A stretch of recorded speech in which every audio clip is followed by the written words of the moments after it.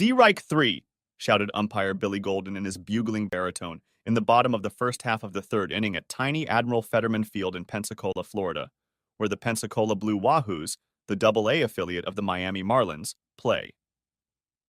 On orders from above, Scout Sam Casper was at his usual spot at the Admiral to check on the progress of Davy Burcutt Boyd, selected by the Marlins as the #1 pick in the draft 2 years ago.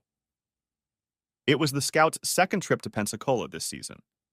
It seems the big club was hoping that last year's premium kid would be ready for the show by September, and trusted the judgment of none other than Casper, who has been scouting for them for 18 years. In Casper's opinion, Boyd, who was posting a nice .286 batting average with 12 homers and 36 rebounds in mid-June, has so far justified the $1.75 million bonus the Marlins paid him when they signed him last year. The 24-year-old 6'4", 240-pound player can hit at a medium pace, hit for power, play first base, and run like the wind, Casper believes, making him perhaps one notch below the potential of Mike Trout of the Angels, whom most people recognize as the greatest player in the game. Boyd exuded confidence as he took the field as the third batter in the inning for Pensacola. His long, wavy blonde hair poked out from under his helmet, his large biceps and triceps tight against the short sleeves of his uniform.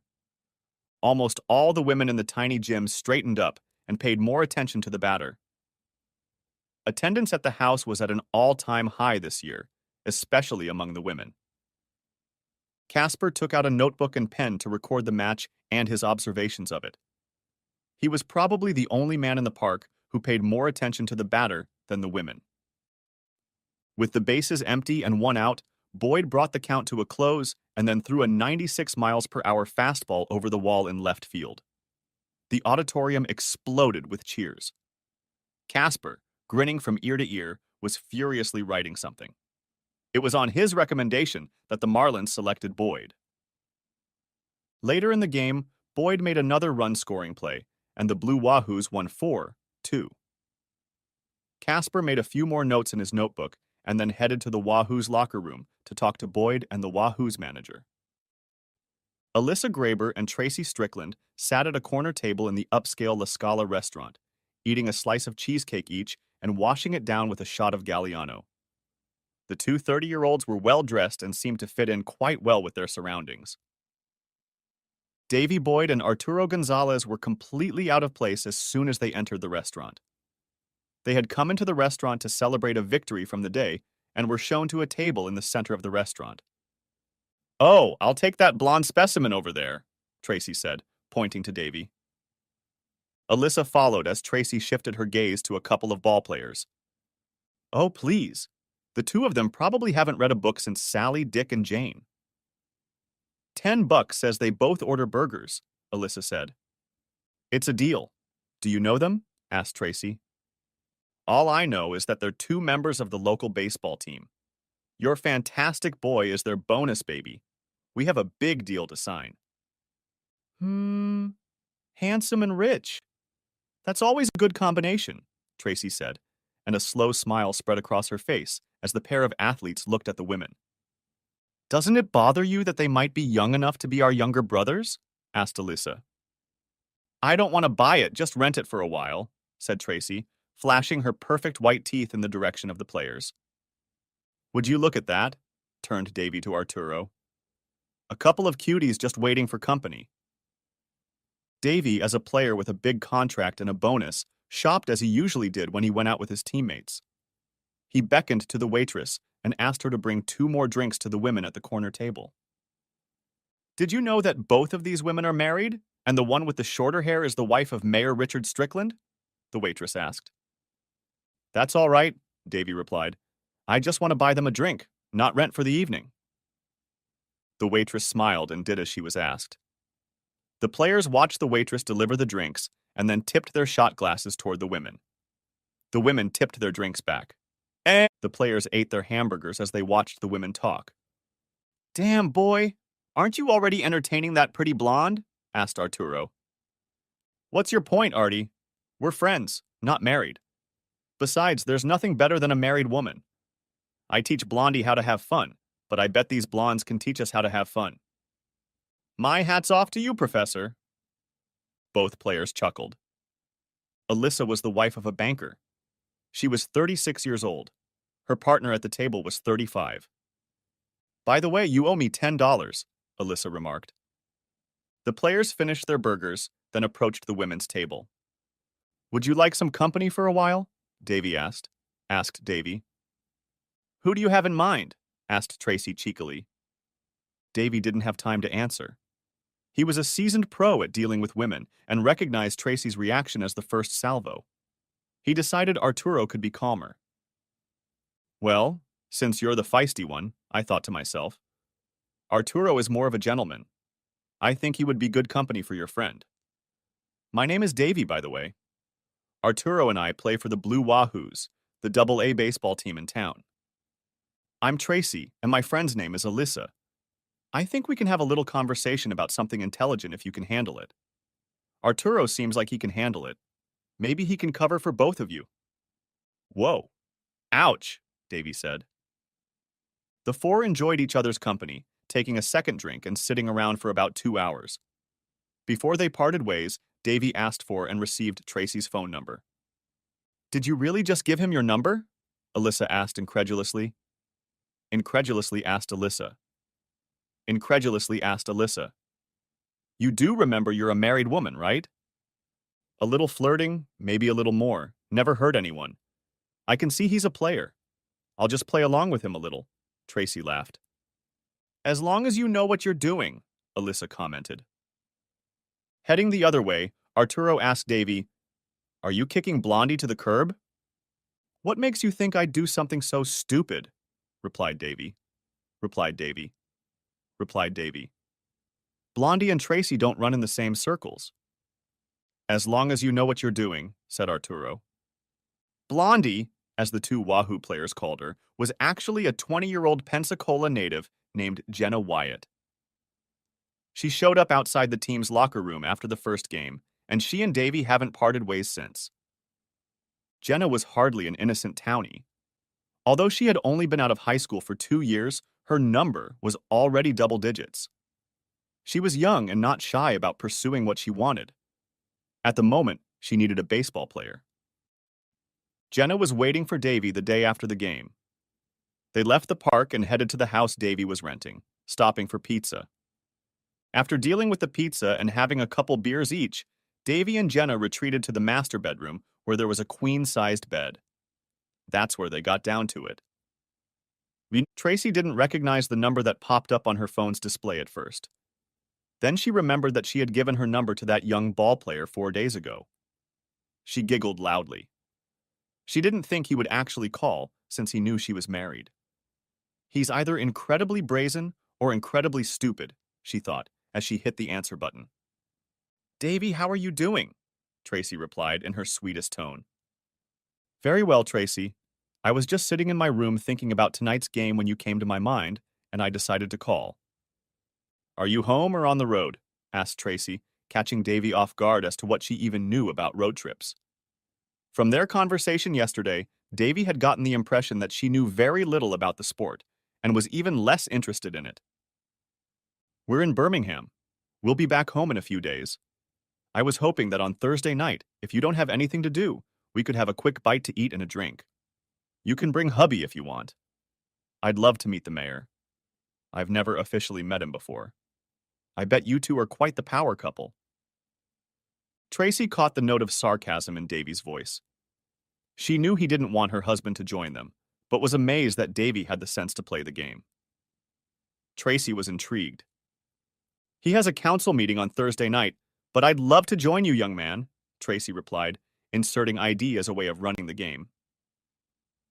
Over glasses of amaretto di Serrano and slices of cheesecake, they got to know each other better. Tracy kept the conversation neutral, letting Davy choose the direction of the evening.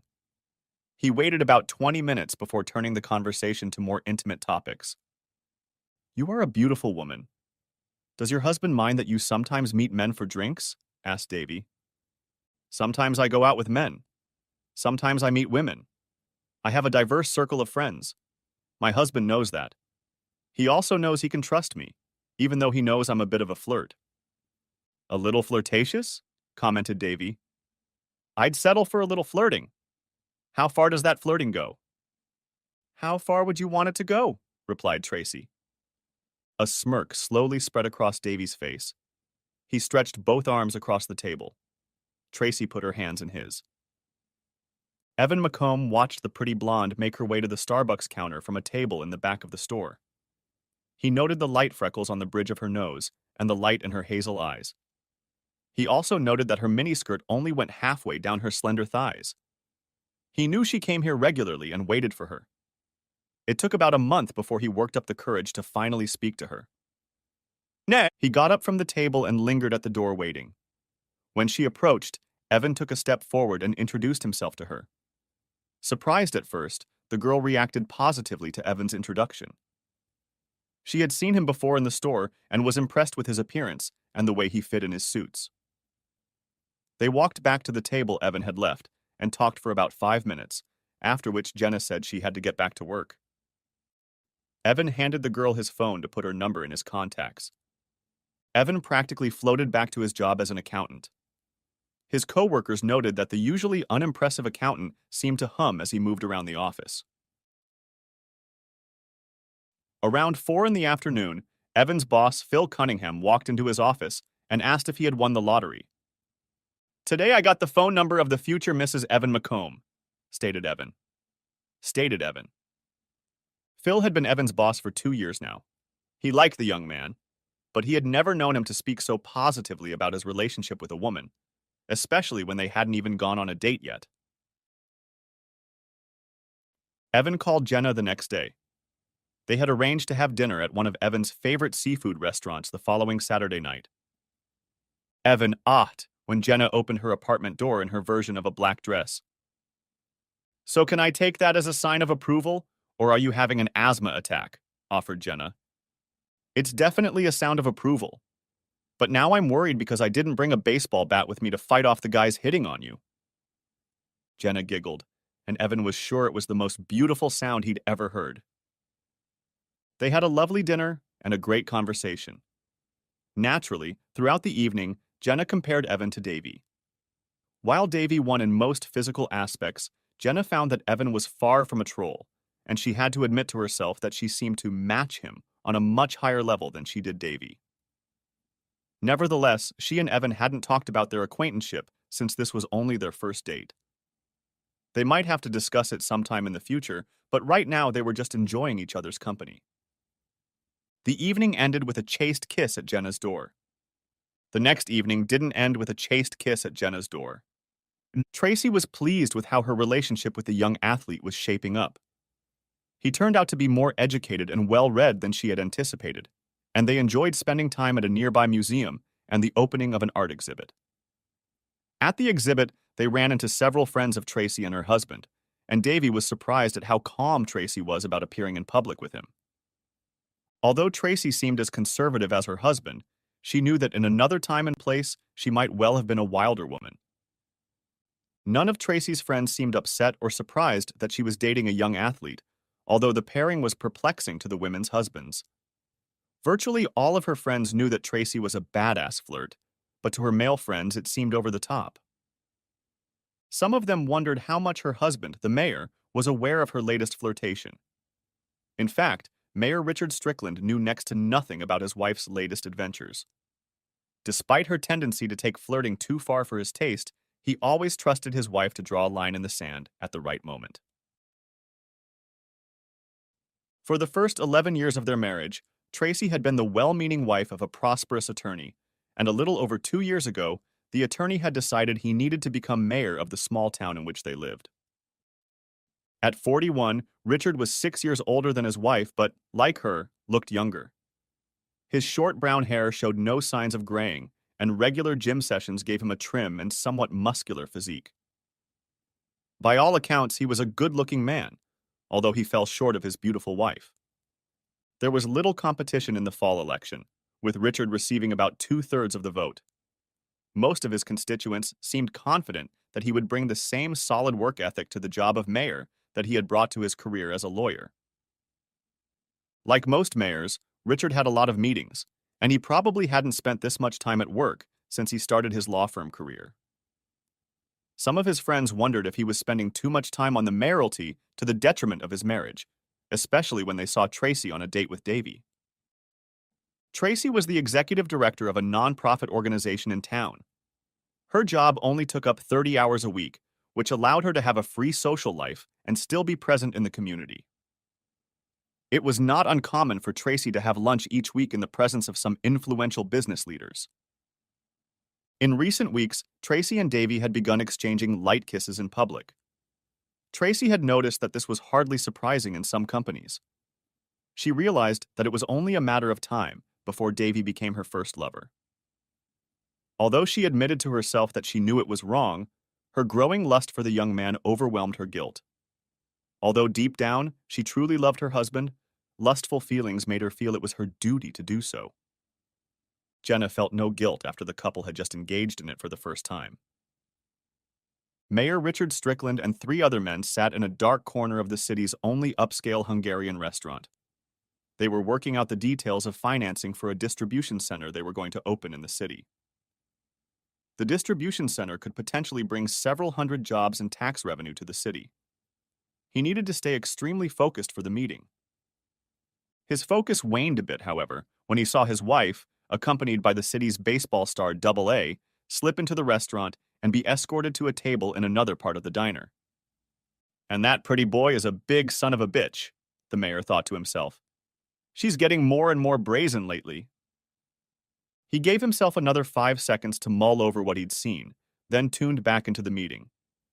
Davy was more animated than Tracy had seen him before. He was today's hero. 2 home runs, 3 hits, and 3 RBIs, he told Tracy. She had no idea what this handsome young man was talking about, but she knew from his smile, the liveliness and the light in his eyes, that it was something good. She knew tonight would take their relationship to the next level. Throughout dinner, Davy grew softer, and Tracy watched his transformation with quiet pride, feeling that she had a hand in shaping this young man's personality. "How about we order dessert?" asked Tracy, giving him her trademark smile. "Richard won't be home until midnight. We won't have more than 3 hours to eat this dessert." "Hell yeah," Davy enthused. 15 seconds later, they were at it. Richard Strickland, half pacing, half staggering, entered his house at 12:30 a.m. feeling like a conquering hero. His presence and work had brought a distribution center to his town, creating many jobs and increasing tax revenues. The deal was sealed over a gourmet dinner and many drinks at Magyar's, an upscale Hungarian restaurant. Now, as he slowly climbed the stairs, he remembered what he had seen in the restaurant: his wife in the presence of the city's star player, Davy Boyd. As the executive director of a major city nonprofit, Tracy could have been with the player for any number of legitimate reasons. But if she had been, his very organized wife would have told him beforehand. He couldn't remember a single conversation in which she'd told him she was going to meet with Boyd. Richard knew his wife was a big flirt, and he had every reason to be, but he also believed that her flirting was just flirting and nothing more. Every once in a while during their 10 years of marriage, he had his doubts, but every time he did a check, Tracy turned out to be innocent. He hoped that would be the case this time. Tracy was the smartest paralegal Richard had ever hired at his law firm, Atterbury Salerno Strickland LLP. They started dating a year later and married a year after that. She left the law firm right after they started dating and started working for a nonprofit organization a few months after she and Richard married. Richard was 31 years old when they married. Before meeting Tracy, he had had 2 long-term affairs. He was a handsome, successful attorney, and finding a woman to date was not difficult for him. Tracy's flirting occasionally became a point of contention in their marriage. Her husband had told her more than once that in their place in urban society, her flirting was very disrespectful to him. "Cut it out, Richie. You know I don't mean anything by it. I'm just having fun," Tracy said.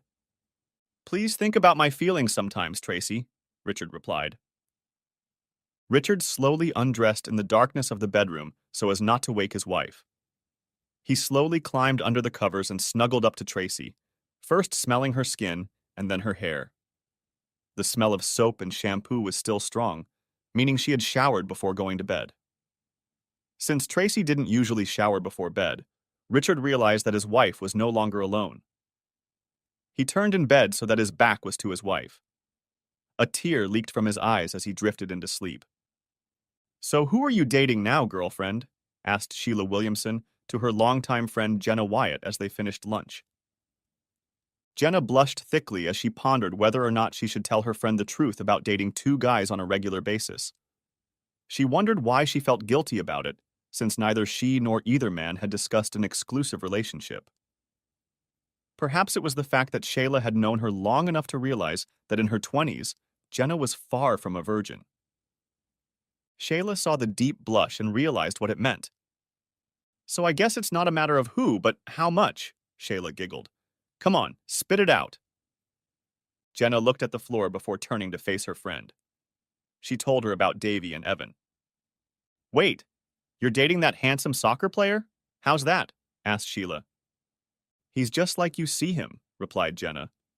"He's big, he's got muscles, he's got money, he's great looking, and he's amazing in bed. But it's the other guy that turns me on. Not as big, not as muscular, definitely not as moneyed. But he's handsome and good in bed, too. And I don't know. There's something about him that turns me on in a way that Davy doesn't. We can talk about anything, and he's just fun to be with. And I miss him when I'm alone. I don't miss Davy that way when I'm alone. Make sense?" "That sounds suspiciously like love, babe," Sheila said. "You need to see if you can lock him up before he goes off to someone else. A baseball player may be fun, but love is gold. Hurry up and claim it for yourself, Jenna." Jenna looked straight into her friend's eyes. She could see that Sheila was completely serious. "Sometimes when Davy calls, I realize he just wants to have fun," Jenna admitted. "Evan wants to be with me." There's your answer to that question, Jenna. Despite that conversation, Jenna didn't hesitate to say yes when Davy called and set up a date 2 days later. He had sent a ticket to the game, and they were to go on a date afterward. Evan and his friend Scott Segura had good tickets to the Wahoos game Thursday night. When Davy Boyd scored a 2-run homer in the 6th inning, the stadium erupted into cheers. Evan, sitting 5 rows away from the Wahoos' first base dugout, thought he heard a familiar voice over the din. 3 rows in front of him, in the row just behind the dugout where the player's family and friends sat Jenna. She was well-dressed, but seemed to be sitting alone. Evan didn't say anything to his friend, but continued to watch Jenna over the next few games. He noticed that Davy stood up a few times and looked directly at the young blonde, and she seemed to wave her hand in his direction a couple times. Evan wasn't born yesterday and knew what he was looking at. He was uncomfortable, but as she sat on the podium and thought about it, he realized that neither he nor Jenna had ever committed to being exclusive. He realized that needed to be rectified if she wasn't already in a relationship with a ballplayer. Evan pointed out Jenna to his friend and told him the story of their relationship. When the game was over, the two men secretly watched the girl. When Davy walked out of the ballpark, Jenna practically jumped into his tight embrace, and they got into Davy's new Porsche. Tracy didn't notice the black sedan that followed her into the parking lot of the Italian restaurant. The driver of that car parked close enough to take her picture and see her enter the restaurant, moments before Davy entered it. He opened a thick Clive Cussler book, knowing he had at least an hour to read. Dinner took the couple a little longer this evening. They left the restaurant holding hands, then each got into their own car and drove to Davy's house. The sedan followed both cars at an inconspicuous distance. The driver took pictures of Tracy starting the car into the garage of the house. A few minutes after arriving at the house, Tracy and Davy headed for his bedroom. 3 hours and 120 pages later, Tracy's car pulled out of Davy's garage. A man in a black sedan took pictures of her driving past his car, her hair disheveled and her makeup gone. He then drove up to Mayor Richard Strickland's office and waited for the council meeting to end before entering the mayor's office. Mark Garton, a private investigator, waited until the mayor was all alone and knocked on his office door. Upon entering the office, the mayor recognized the man. "His bedroom is on the 2nd floor, so I wasn't able to get actual pictures, but I think it's obvious. And from what you've told me about her late shower, I think it's a done deal." Thank you, Mr. Garton, Mayor Strickland said, handing the private investigator a check for his services. After the investigator left the office, the mayor laid his head on his hands and cried like a baby. Breakfast at the Strickland house the next morning passed in silence, although Tracy was undoubtedly in high spirits and hummed as she moved around the kitchen. Richard looked shocked as he ate at the kitchen table. You don't look well, dear. We have an Alka-Seltzer pill in the bathroom if your stomach is not right, Tracy said. I have a gun in the gun safe that will make me feel better too, the mayor thought to himself. Tracy saw no indication that the mayor was more than guessing what she was up to. She had always thought she was smarter than her husband, forgetting that her husband's passive behavior had no bearing on his intelligence. Tracy believed that she genuinely loved her husband, but at the moment she thought she deserved her affair with the young ballplayer. Her husband was perfectly adequate in bed, she thought, but Davy was at least 2 notches above, and she deserved it. She knew she was technically doing the wrong thing, but it felt so good that she didn't feel guilty. She knew it was a cliché, but her affair was really just about having great fun. When it was over, she would be a loving and caring wife again. Richard watched his wife move around the kitchen and hum merrily, feeling increasingly irritated. He noted that he and Tracy had not had intimacy in about a month. As in many other families, the wife was in charge. The couple hadn't really discussed having children before the wedding, but about 2 years after the wedding, Tracy had decided that she didn't want children. She and Richard had several tense discussions on the subject, but eventually Tracy got her way, and Richard had a vasectomy. Busy with work and dating 2 men at the same time, Jenna hadn't noticed that Evan hadn't called her in a week. The next week, it suddenly dawned on her that she hadn't heard from her second suitor. By the time Jenna got home, it was too late to call Evan, but she called him the next day during her lunch break. It was the first time she'd ever had to call the young accountant. Did I do something wrong, Evan? Asked Jenna when Evan answered on the third ring.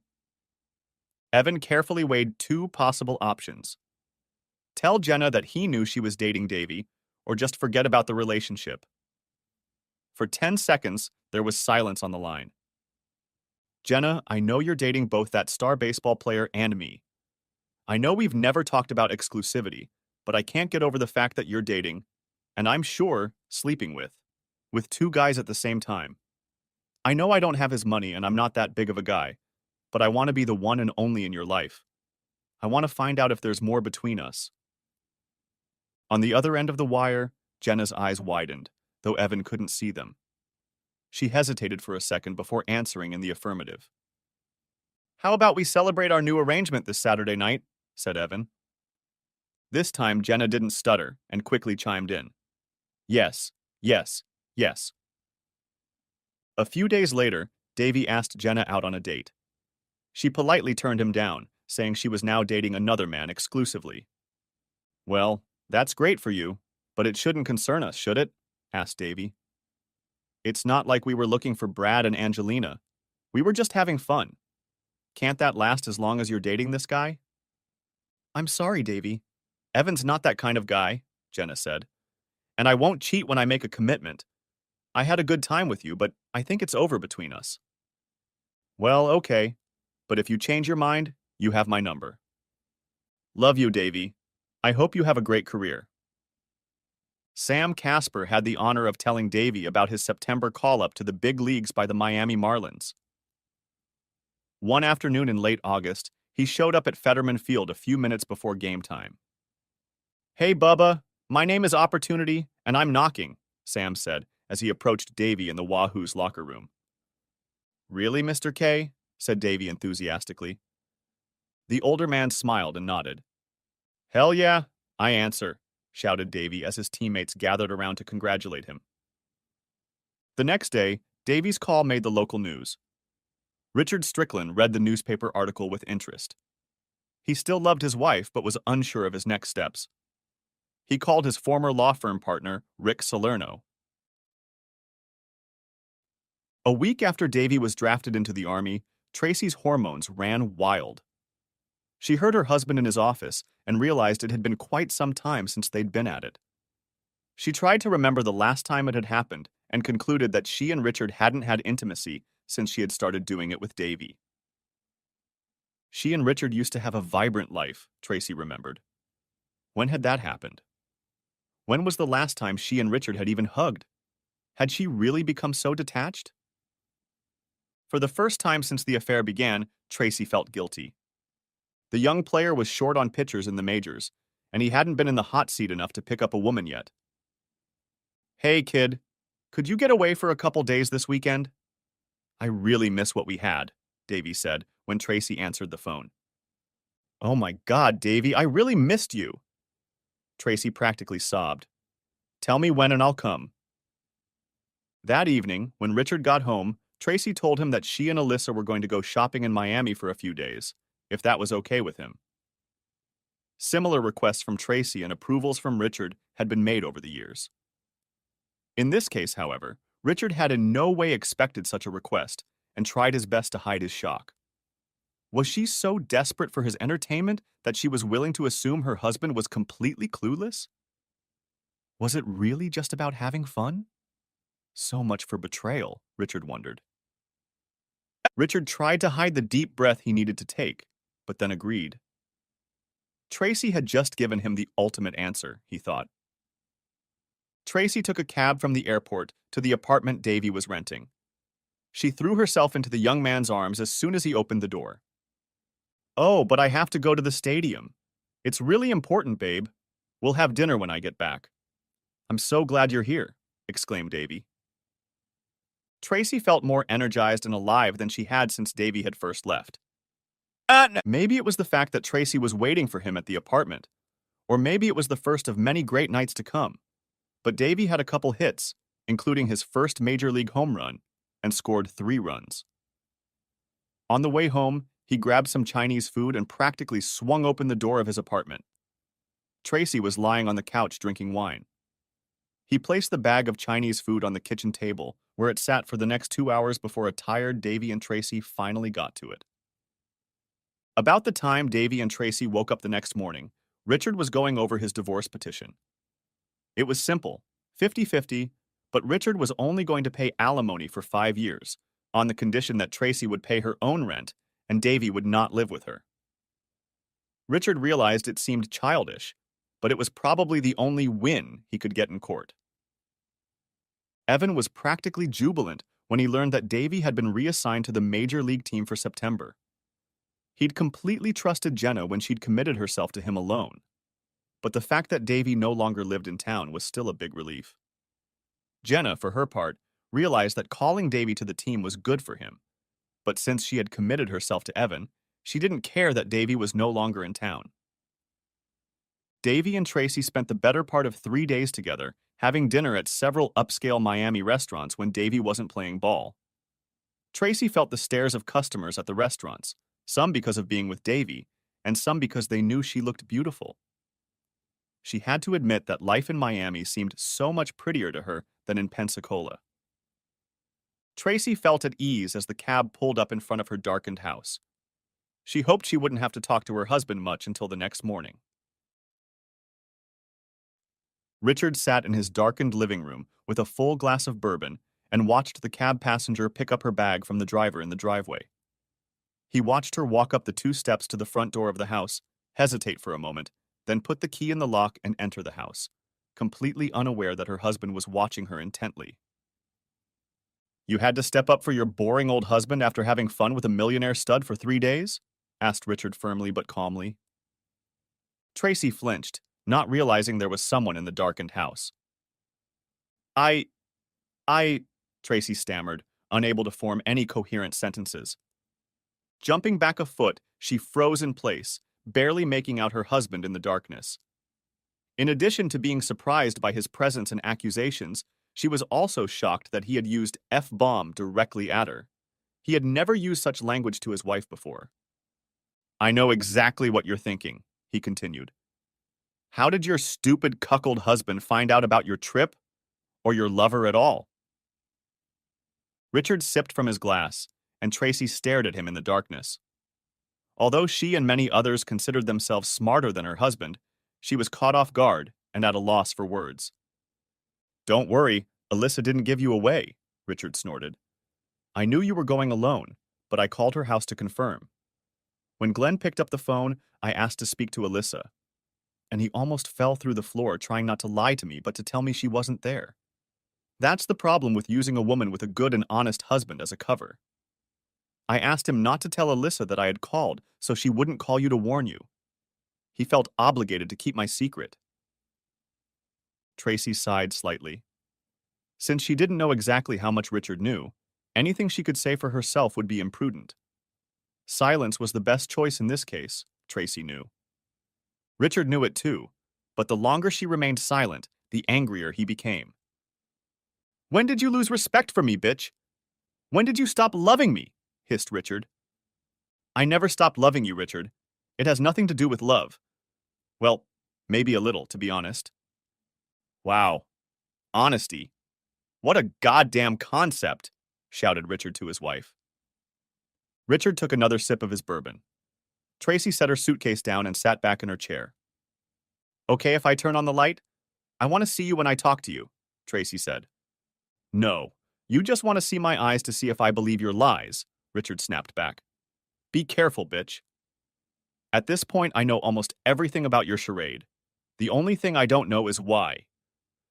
I'm not sure I can answer that question, Tracy said. Richie, you know I'm a big coquette. We've argued about this before. You were always afraid I'd cross that line, and I always swore I'd never do it. But I was wrong. There's something about him that's got me, Richie. I can't explain it. He was sweet, and he just had this. And when we started seeing each other regularly, I found out he wasn't just a ball player. He had brains in addition to brawn and talent. I guess I was a little charmed. More than a little, Tracy, Richard hummed. And at the same time, you and I haven't had any fun in about 3 months. And then there was this weekend. Did you even go to a game this weekend, slut? Or was it limited to just having fun? Do you really have to be so rude to me, Richard? Said Tracy. She looked up and saw Richard staring at her intently. I was never rude to you when you were my wife. But now that you've become his whore, all bets are off, Richard said. I'm still your wife, Richard. We need to talk and work things out, said Tracy. No, we don't need to talk, said Richard. I've already figured it out. I figured it out while you were having fun. Really, Richie? Back off, Tracy. Tracy rolled her eyes and pressed her lips together, but this time remained silent. So what have you decided, Richard? How do you envision it? You'll be served with divorce papers tomorrow. You'll sign them, and in 30 days or so you'll be off to your boy toy for good, and I'll regain a modicum of self-respect. That's certainly not how I envision it, Richard. I'm sure we can work things out. Yes, I made a mistake, but that's no reason to use the nuclear method. Let's slow down and think this through again. What we have here is just an inability to communicate, Richard said, mimicking Strother Martin's wonderful line from the movie Cool Hand Luke. Tracy looked at Richard with shock on her face. Polite, calm, poised. Richard seemed to be taking the possible divorce in a somewhat joking manner. What's going on here? She asked herself. Richard moved his clothes into the couple's guest room. He went upstairs, made his way into the room, and locked the door. Tracy sat downstairs, her brain working hard. She didn't think about the fact that she might get caught or what the consequences might be. Just as Richard had told her, Tracy had been served with a lawsuit on Monday morning. Even though Richard had warned her, she was sure he would have canceled the case. The fact that he'd gone ahead with it made Tracy a little nervous. The events of the past 2 days had shown Tracy a side of Richard that she had never seen before. For the next few days, Richard focused on his duties as mayor to handle the situation. It wasn't that difficult, though, as he really enjoyed being the mayor of the town. Tracy was coping with what was going on in her life much less successfully. She spent the rest of the day on Monday in something of a daze, and things didn't get much better in the days that followed. Thursday around noon, she received a phone call from Davy. Hey, beautiful. How's it going? Miss me? He inquired. Tracy's heart raced when she first heard Davy's voice. Then real life intervened in her thoughts. Richard knows about us, and has for a long time, she replied in an even tone. He knows about our date this weekend, too. I received a subpoena on Monday. Richard is your husband? Asked Davy almost rhetorically. He fell silent as his thoughts began to race. Since he knows, why don't you just come back here and stay with me full time? Davy said. We'll be back in Pensacola in a few weeks anyway, at least for the winter. Then we'll rent a place in Miami or Jacksonville, depending on where I work next season. It was Tracy's turn to be silent.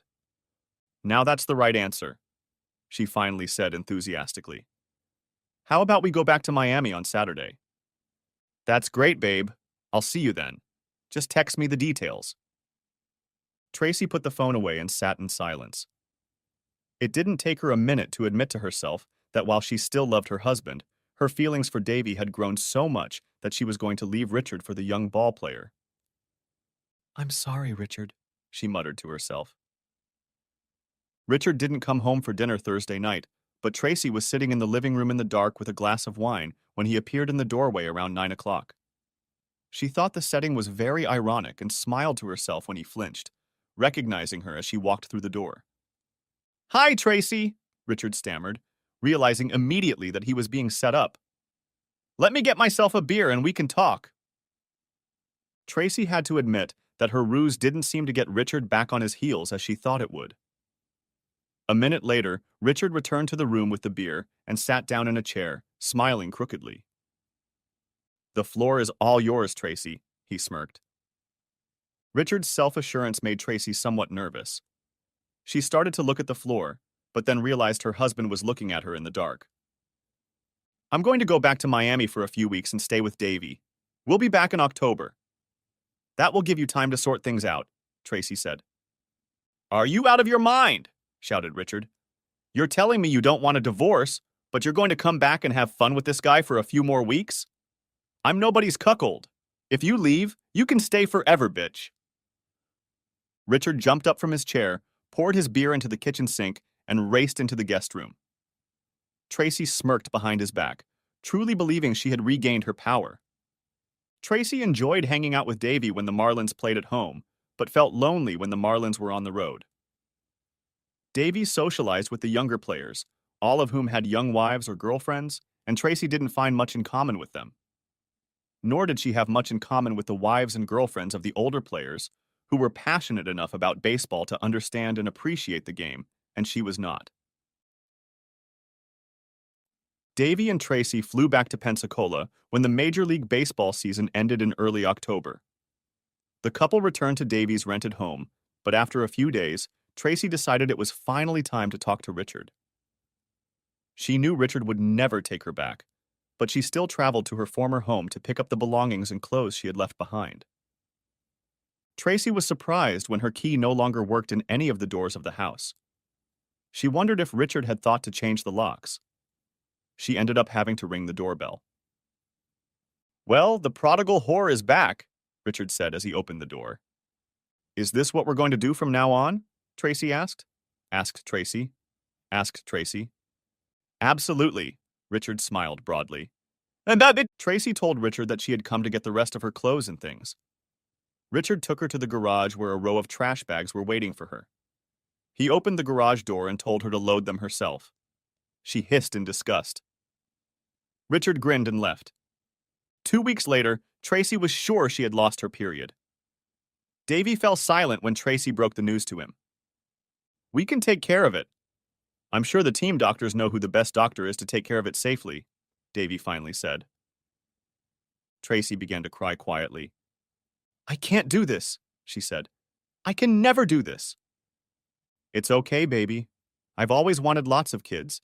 Maybe not this early, but I love kids and I've always wanted to have them. And I don't, Tracy said quietly. Tracy was 4 months pregnant when she and Richard signed the divorce. He hadn't seen her since she'd moved in with Davy and hadn't known she was pregnant.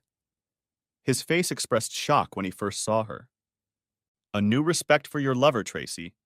You never wanted children with me, but he must be much more of a man. Well, I guess I can't say you got married at the drop of a hat, can I? Tracy blushed, but said nothing. Richard's lawyer quickly pointed out to everyone gathered that Richard's name on the birth certificate would be considered perjury. Davy knows she's his and has already committed to paying for the birth and the baby, Tracy said quietly. The following season, Davy was reassigned to AAA Jacksonville. Since Tracy was already 7 months pregnant by the time the season started at AAA, she and Davy decided it was best for her to stay in Pensacola until the baby was born. Davy rented himself a small apartment in Jacksonville for the time he couldn't get home between games when the team was home. June 27th dawned bright and sunny in Pensacola. Around noon, Tracy's water broke. As planned, she called her friend Alyssa to drive her to Baptist Hospital. On the way to the hospital, she called Davy, he told his manager, and got in the car for the 5-hour trip. At 10:47 p.m., Evan and Jenna McComb gave birth to a daughter after a 6-hour labor. Evan, who is now an assistant vice president at the accounting firm where he works, cut the umbilical cord and felt like he was flying on a cloud. Dr. Leslie Scott congratulated the couple, but couldn't stay long because she had another baby on the way. She left the delivery room and walked down the hallway where baseball phenom Davy Boyd and his girlfriend Tracy Strickland were preparing for the birth of their firstborn. Dr. Scott liked the young baseball player and his older girlfriend. Although the couple was not married, she noted that the young athlete seemed to have a thing for the older woman, who was handling her first pregnancy well despite her 36 years of age. Dr. Scott, while noting that a first child for a 36-year-old woman is not that uncommon, also noted that the risk is greater for a 30-year-old than a 20-year-old. Tracy was careful to watch her weight and only gained 27 pounds during her pregnancy. The doctor also noted that the ball player seemed much more enthusiastic about the pregnancy than his girlfriend. At one of the appointments when the two of them were together, Tracy admitted to the doctor that she had a vasectomy on her soon-to-be ex-husband because she didn't want children. The pregnancy came about by accident. It's not like these two are the first couple to have this happen, the doctor thought to herself. While Tracy and the baby stayed in Pensacola, Davy went back to work in Jacksonville. 2 weeks later, he was sitting in a quiet restaurant with an older woman when an irate man approached them. "Who's your friend, Cassie? Does he know you're married? How many times have you had fun with him already?"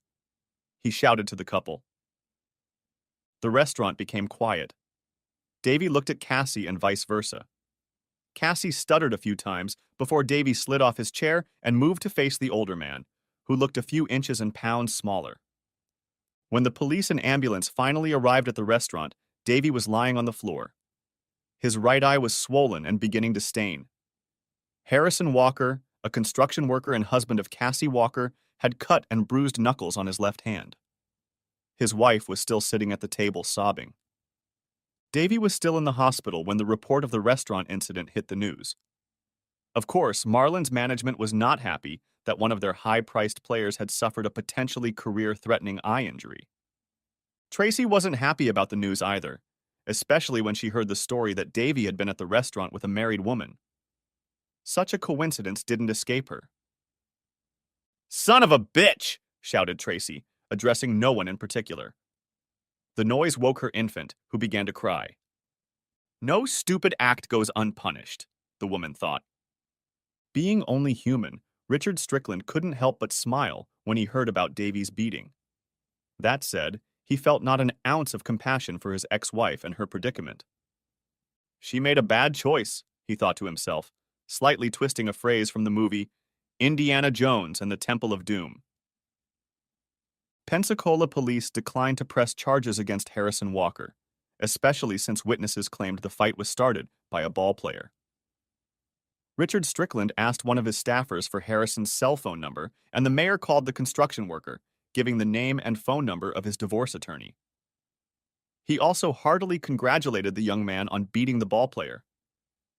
2 weeks later, Tracy and the baby, whom the couple named Frederick after Davy's favorite player, Freddie Freeman of the Atlanta Braves, moved into a smaller apartment that Tracy was renting. Tracy had her attorney contact Davy to make arrangements for child support and visitation. She was still collecting child support from Richard. As fall turned to winter, Marlin's management was very concerned that the blurred vision in Davy's right eye was not going away. Insurance covered the contract, but nothing could make up for the player's potential. Hits, home runs, runs scored. Life as a single mom took a toll on Tracy both mentally and physically. After her divorce from Richard, she had lost a good portion of her friends, and the few that remained seemed unwilling to socialize with a 30-year-old woman with a child. She had lost only half of her baby weight before leaving Davy, and in the 14 months of living on her own, she had gained about 15 more pounds. Her chic closet no longer fit and was pushed to the back of her closet and drawers, replaced by mom jeans and bulky sweaters. Her hair had grown out, and more often than not, she just pulled it into a ponytail. The two-term mayor stood at a four-way sign in downtown Pensacola and watched an elderly woman push a baby stroller through an intersection when it twisted its ankle and fell to the ground. Being the gentleman he is, Richard Strickland turned on his blinkers, got out of his car, and went to the woman's aid. As he approached, she looked familiar, and he made sure of it when he helped her to her feet. "Hey, Tracy. It's been a while, hasn't it?" said Richard quietly, looking into her face. In the shock of her fall, Tracy didn't recognize the stranger who had come to her aid. Only the voice gave her away, making her look closer at the Good Samaritan. He looked like an aged version of her ex-husband. There was gray in his hair, and wrinkles on his forehead and around his eyes. His eyes no longer shone. Instead, they looked kind of sunken, despite the small smile he bestowed upon her. "Thank you for the hand, Richard. I guess I've gotten clumsy in my old age," Tracy replied. "If you're old, I must be ancient. Remember, I'm 5 years ahead of you. Let me stop the car and give you and the baby a ride home." Tracy waited while Richard parked the car. When he pulled up again, Tracy told him that she was healthy enough to walk home, but if he had time, she wouldn't mind having a cup of coffee with him at a coffee shop half a block away. Richard thought there was more pleading than asking in her eyes, so he nodded affirmatively. Tracy pushed the stroller ahead of her as they walked the half block to the coffee shop. As they walked, Richard's brain was working overtime. He looked at the baby's face and thought sadly that in another life this should have been their child. He shook his head to banish the thought, and Tracy cast a quick glance to the side as he did so. Pushing those thoughts away, Richard couldn't believe that the woman he was walking with was his ex-wife. Although it had only been 3 years since the divorce, Tracy seemed to have aged about 20 years in that time. When he first saw her, Richard thought she was a child's grandmother, maybe 50 to 55 years old. She only slightly resembled the Tracy who had once been his wife. Richard ordered coffee for himself, a salted caramel latte for Tracy, and warm milk for the baby. He had to admit that the baby was good-looking, a good mix of mother and father traits. "You remembered. How sweet," Tracy said as she tasted her latte. Richard blushed slightly. He just ordered without thinking. It was a reflex. "So how are you doing, Tracy? If I'm not getting too ahead of myself, are you seeing anyone?" Tracy knew Richard wasn't being pushy. He was the same as he always was, a nice guy. "I haven't dated anyone since I broke up with Davy," Tracy said quietly. "It was a real shock to me. I guess karma really is a bitch, but it gave me a chance to get a taste of what I've been feeding you." "Yeah, that hurts. I suppose it must give you a small sense of revenge." Tracy's voice choked. Tears stood in her eyes. Richard sat silent. Once upon a time, he might have rejoiced at her sad news. After 3 years, however, Richard's anger had subsided. The sadness had been replaced in his heart by revenge. "I'm sorry to hear about this, Tracy. Really, I mean it. I don't hate you anymore. I feel sorry for myself, and for you, for what we've lost and what could have been. And to this day, I don't know why." "It took me a long time to fully figure it out, Richard," Tracy admitted. "I kind of lost myself there for a while. I guess I saw it as a way to indulge my secret fantasies of being a bad girl. I thought I deserved it and could keep you in the dark, even though I wasn't really hiding anything. I thought I could have my cake and eat it too. Turns out my cake turned to crap." and all I got out of it was a lousy t-shirt, so to speak. And in my stupidity, I offended a good man and threw it away. I'm sorry, Richard. I say that quite sincerely. Well, look on the bright side, Tracy. There's something good in all this. He's a wonderful child, and at least he'll be around for you to enjoy growing up. Tracy looked very guilty at that statement. I know you didn't want kids, Tracy, but it just happened. When God gives you lemons, make the most of them, and never let him know he's not wanted. You have a tremendous capacity for love. I know that firsthand. Tracy began to cry quietly. After a moment, Richard handed her the handkerchief he had in his pocket. Of course, Tracy thought to herself. What about you, Richard? Is there someone in your life right now? Please tell me I haven't messed up your attitude toward all women. There's no one right now, Tracy, but I'm an optimist. You know that, Richard said. I guess I'm still a little fearful. Someday, I'll come to my senses. Tracy lowered her eyes to the tabletop so Richard wouldn't see how guilty she felt. Richard felt awkward. It was time for him to leave. He got up to leave, but Tracy put her hand over his arm to stop him. Richard took the hint from the many years he had spent with Tracy in the past and sat back down. Richard, what's the chance? I mean, you're alone. I'm alone. I know I screwed up once with the best guy a woman could ever dream of. But I won't make that mistake again if you give me a second chance. I can promise you that.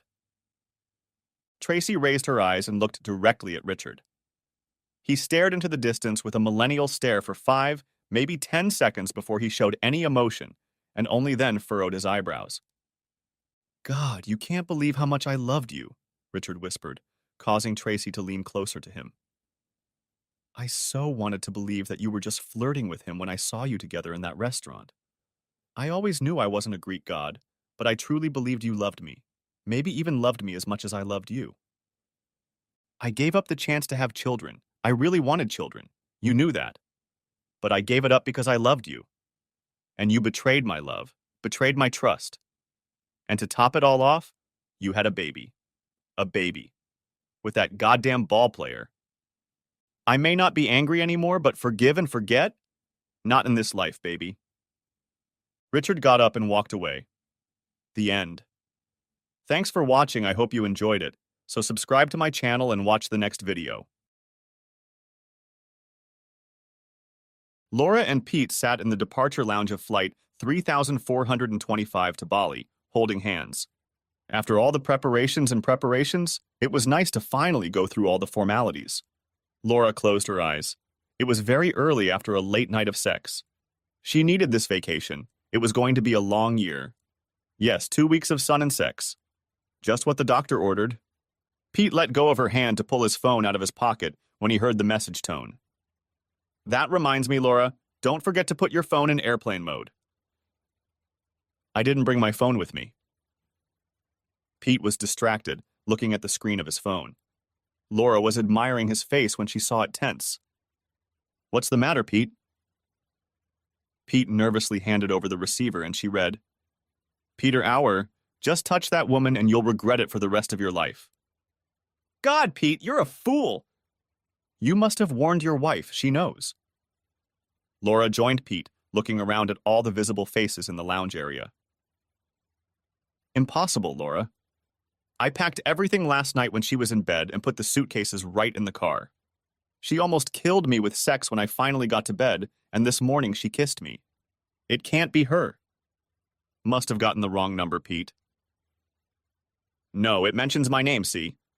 Maybe it's your husband? Don't be silly. He has no idea. He thinks I'm going on a 2-week training course.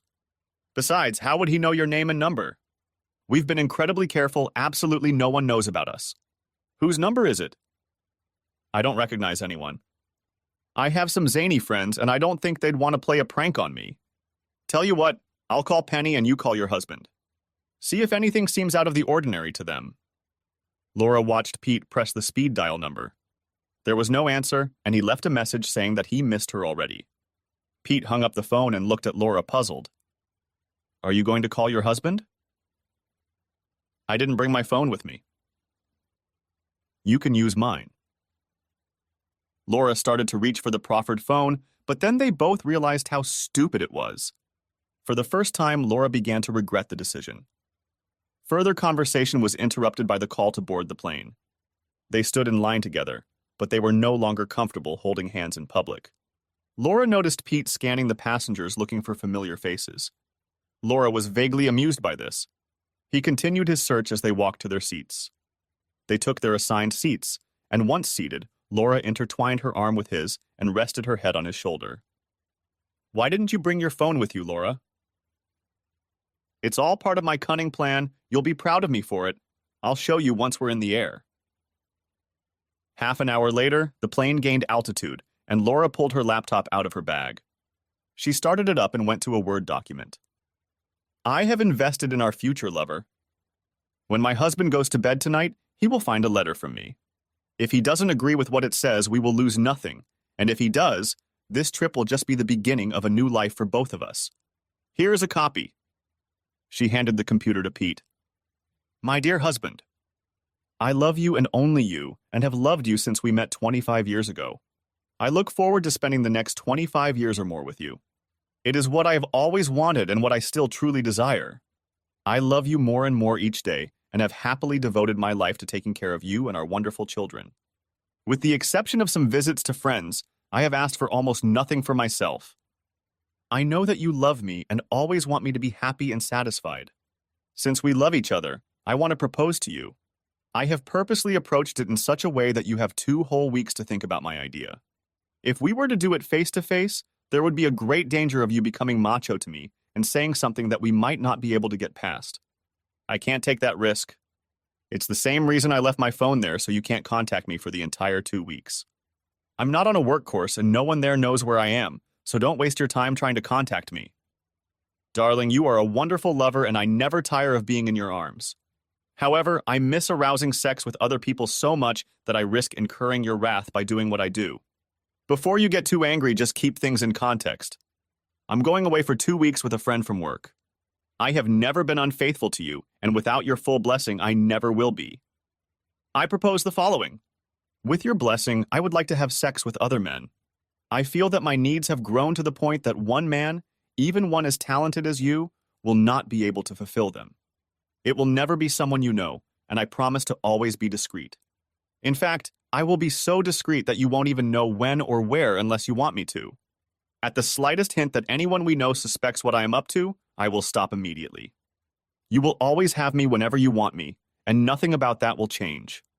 You are my husband, and your needs will always come first. I want you to be assured that this will not change the way I feel about you or our lovemaking together. In short, it will not affect us in any way, shape, or form. Think about it for the next 2 weeks, please, darling. If you love me as much as you say you do, you will jump at this opportunity to prove it. I know how much you love me, and that knowledge will be with me every time I fall asleep at night while I'm away. So I trust that you will spoil me now. Please, my dear, think about it for the next 2 weeks. If your answer is no, I will honor your wish and would appreciate the opportunity to talk more. I will try not to take too much offense at the names you call me and your implied lack of trust. If your answer is yes, then all you have to do is say, "The answer is yes," and we won't have to talk about it again, though I'd be happy to if you'd like to. Your loving wife, Laura. Pete finished reading and simply said, "Wow. Yeah, that's good, isn't it?" I must confess that I stole many of the words from a story I saw on an erotic fiction site by a guy named Biggie33, who wrote, "We need to talk." Why did you call the letter an investment in our future? Don't you see? I asked my husband for permission to have sex outside of marriage. If he agrees, then when we go back, we can move on with our lives without guilt. Laura mentally added, "Well, I can go on. 2 weeks with you and I'll be sure I don't need you anymore. But your replacement? That's a whole other story. You're so sure he'll agree." Of course. I gave the impression he had a choice, but that's only so he can convince himself he's in control. If he dares to say no, we'll have to keep sneaking around like before. So, how do you like that? Not bad, decisive and logical. However, it's a decision he will never base on logic. I hope he's not a real man, otherwise it's a bit insulting. What? There's no way he was offended by anything in that letter. It took me a few days to get it exactly right. Yes, but you have to realize that you could spend a year and still risk offending him. As a woman, you can never understand how a man's brain works. The main thing I took away from that letter is that he is no longer capable of satisfying you and that no matter how good he is, he never will. You should know, Laura, that every man is a little paranoid about his work. The thought of leaving you for someone else who might be bigger or better only fuels that paranoia. Honestly, Laura, I can only see two reactions to him reading this. One is to give up and give in, and the other is to come out swinging. Well, I think you're wrong. I know my husband. He will appreciate my honesty and seriously consider it. If I ask before I do something, it will be completely risk-free. Pete looked at his future lover and thought how much she believed her own nonsense. He was already seeing her in a new light. Sure, he was bending the truth to get that pass from his wife, but Laura's blatant lies and manipulation of her husband were alarming. Part genuine curiosity and part devilishness drove him to his next question. How did the big guy story turn out for Laura? Did the lady get to drink all she could? He got his answer long before she opened her mouth. Her face suddenly became very serious. No, her husband kicked her out. To distract her from her doubts about whether she was doing the right thing, Peter changed the subject. After all the effort and expense of this trip, the last thing he wanted was for her to wake up and actually do what the letter said. An innocent vacation. I didn't tell you about the weirdo I saw at international registration, did I? He was standing about 25 meters away from me while I was in line. When he saw me looking at him, he just stared at me and ran his index finger down my throat in a slashing motion. I looked around to see if he was doing it to someone behind me, but there was no one. It was creepy. Laura asked nonchalantly. Yes, what did he look like? The world is full of strange, troubled people. That's the thing, Laura. He looked like a regular guy. Over 6 feet, dark hair, goatee. Peter stopped when Laura suddenly sat up straight and started up her laptop again. Starting it up, she opened several files. She pulled up a picture of herself and a man standing in front of the house. In a voice trembling with worry, she asked, Is that him? It could be, Laura. It certainly looks a lot like him, but I can't be sure. Laura looked intently at Peter.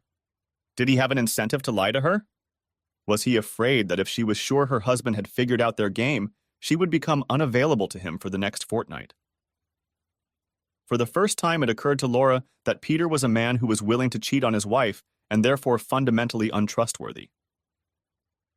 What was that guy wearing, Pete? That's another female issue, Laura.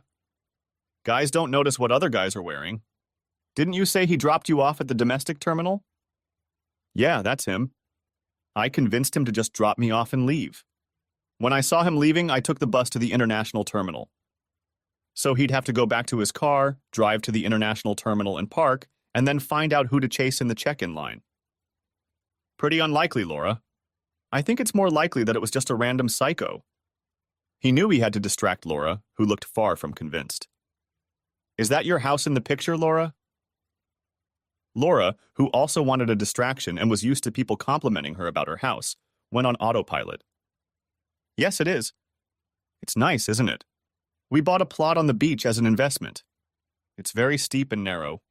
You wouldn't believe the house is collapsible, would you? It took my husband 15 years, but he kept adding on and on to it and landscaping around it. You should see the inside of it. He is an artist and each room has murals with a theme. Nautical theme in the bathrooms and living room. Business theme in the study. You walk into the study and the atmosphere says work, and you work. I'm not going to tell you what the theme is in the bedroom. We've won all kinds of awards for the interior design and the way the house utilizes the land. There's even a creek running under the house. The conversation turned to the topic of their families, which they had so far skirted in their relationship. They talked about Pete's 2 children, ages 6 and 8. Laura talked about her 3. Sarah, a 23-year-old who had just graduated from law school and was working as a real estate lawyer, and her 2 children still at home, Daniel, 16, and Larry, 13. Laura didn't know it, but she tried desperately to distract herself. For a while, she succeeded. Then she pulled out a notepad and wrote, Lawyer, home, and children.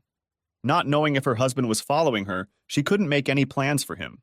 She knew she had to back herself up by protecting the house and family. After the couple fell silent, Laura began to berate herself for being a coward and not thinking about her position or the possible situation. She pieced together the chronology of events. She had packed on Thursday night, being careful not to include anything non-business or unwarranted to wear on the weekend between the two weekly courses. Bikinis and intimate apparel she planned to buy in Bali. That evening her husband behaved perfectly normally and they made love. On Friday she went to work at her normal time. They wanted to do some serious work on her company car, so she arranged for her husband to pick her up on Friday afternoon. He went into the reception area, waited for her to pack up, and drove her home. They had lunch with the kids, drove them to their grandparents' house, and then made love until late at night. She was especially horny in anticipation of the next night, and because of her husband's ignorance. Saturday morning, an early rise, a trip to the airport.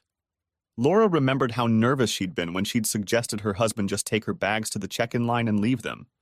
Other times he stayed until the plane took off. She was relieved when he immediately agreed.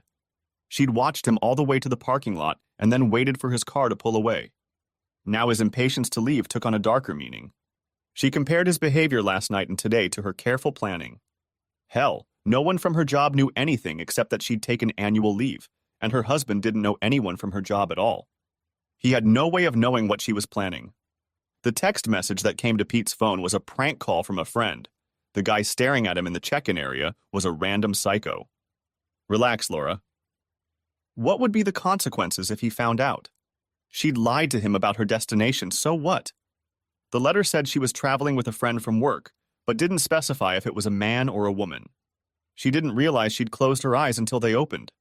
She imagined her husband knowing her final destination at the airport, and realized how it would look to him. The deception would have to look like she had slipped away precisely to hide. That in itself was serious, but with some skill it could be defended. Combined with the contents of the letter, however, it was not in the slightest doubt.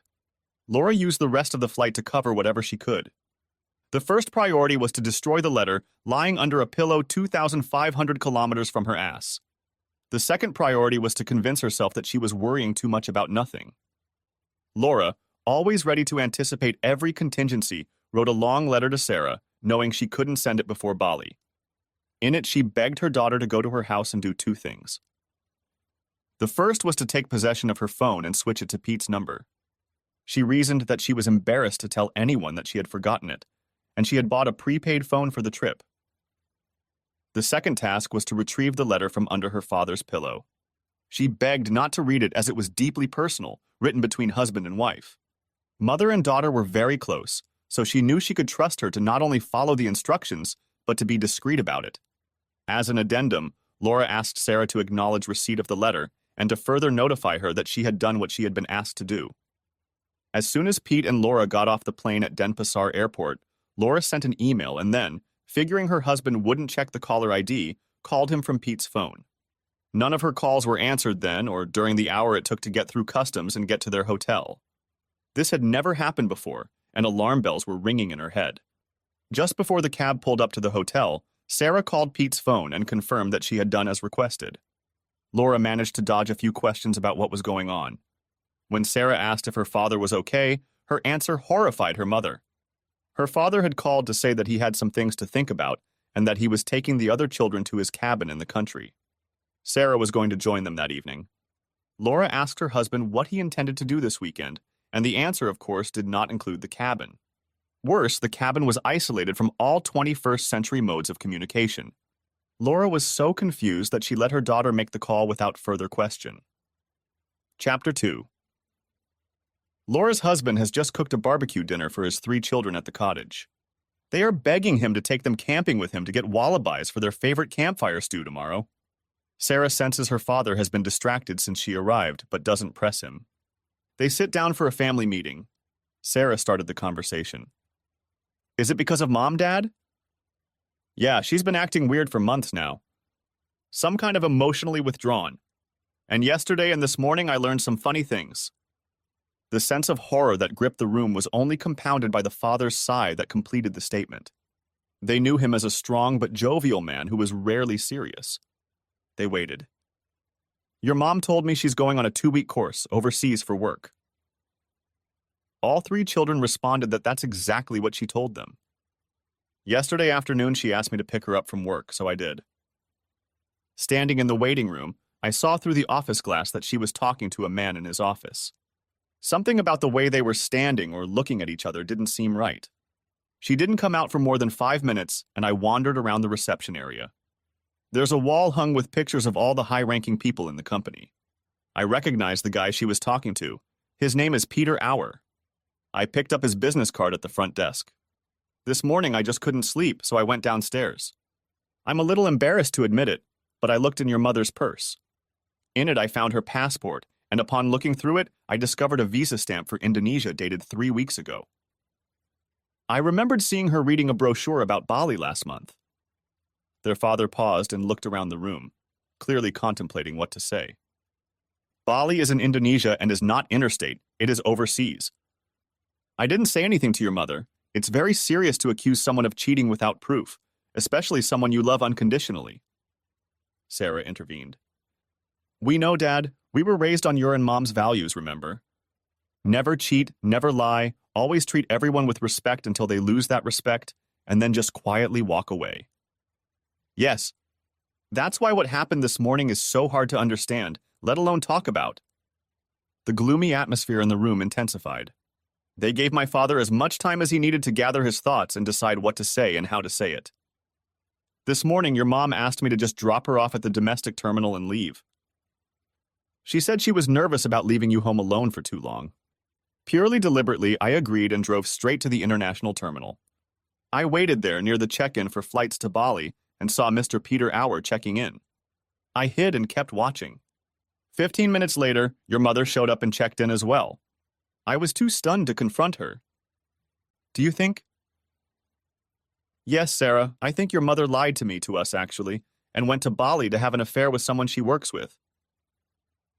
The father turned away, but it was obvious to all 3 of his children that he was in great pain.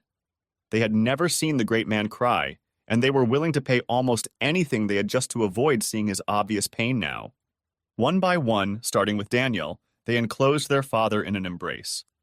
Sarah took the lead again. What are you going to do, Daddy? I just don't know, kids. I know that if she ever sleeps with another man, we're finished. Fidelity is the cornerstone of marriage, and any breach is unforgivable. If she hasn't and isn't sleeping with him, I still don't know if I can survive her cheating. So all I have done so far is send them both a message that if they touch each other, there will be trouble. That way I can put off deciding what to do until I have a chance to make a decision. Does that make sense? Sarah nodded to everyone and then told him something he didn't know. Mom left her phone at home, Dad. She wouldn't have gotten your message. I know how to get in touch with her. Do you want me to tell her to leave that creep alone? No, Sarah. I want her to answer for her own reasons. A decision made because of fear of the consequences is no decision at all. She has to have the right motivation. What number did she give you to contact her?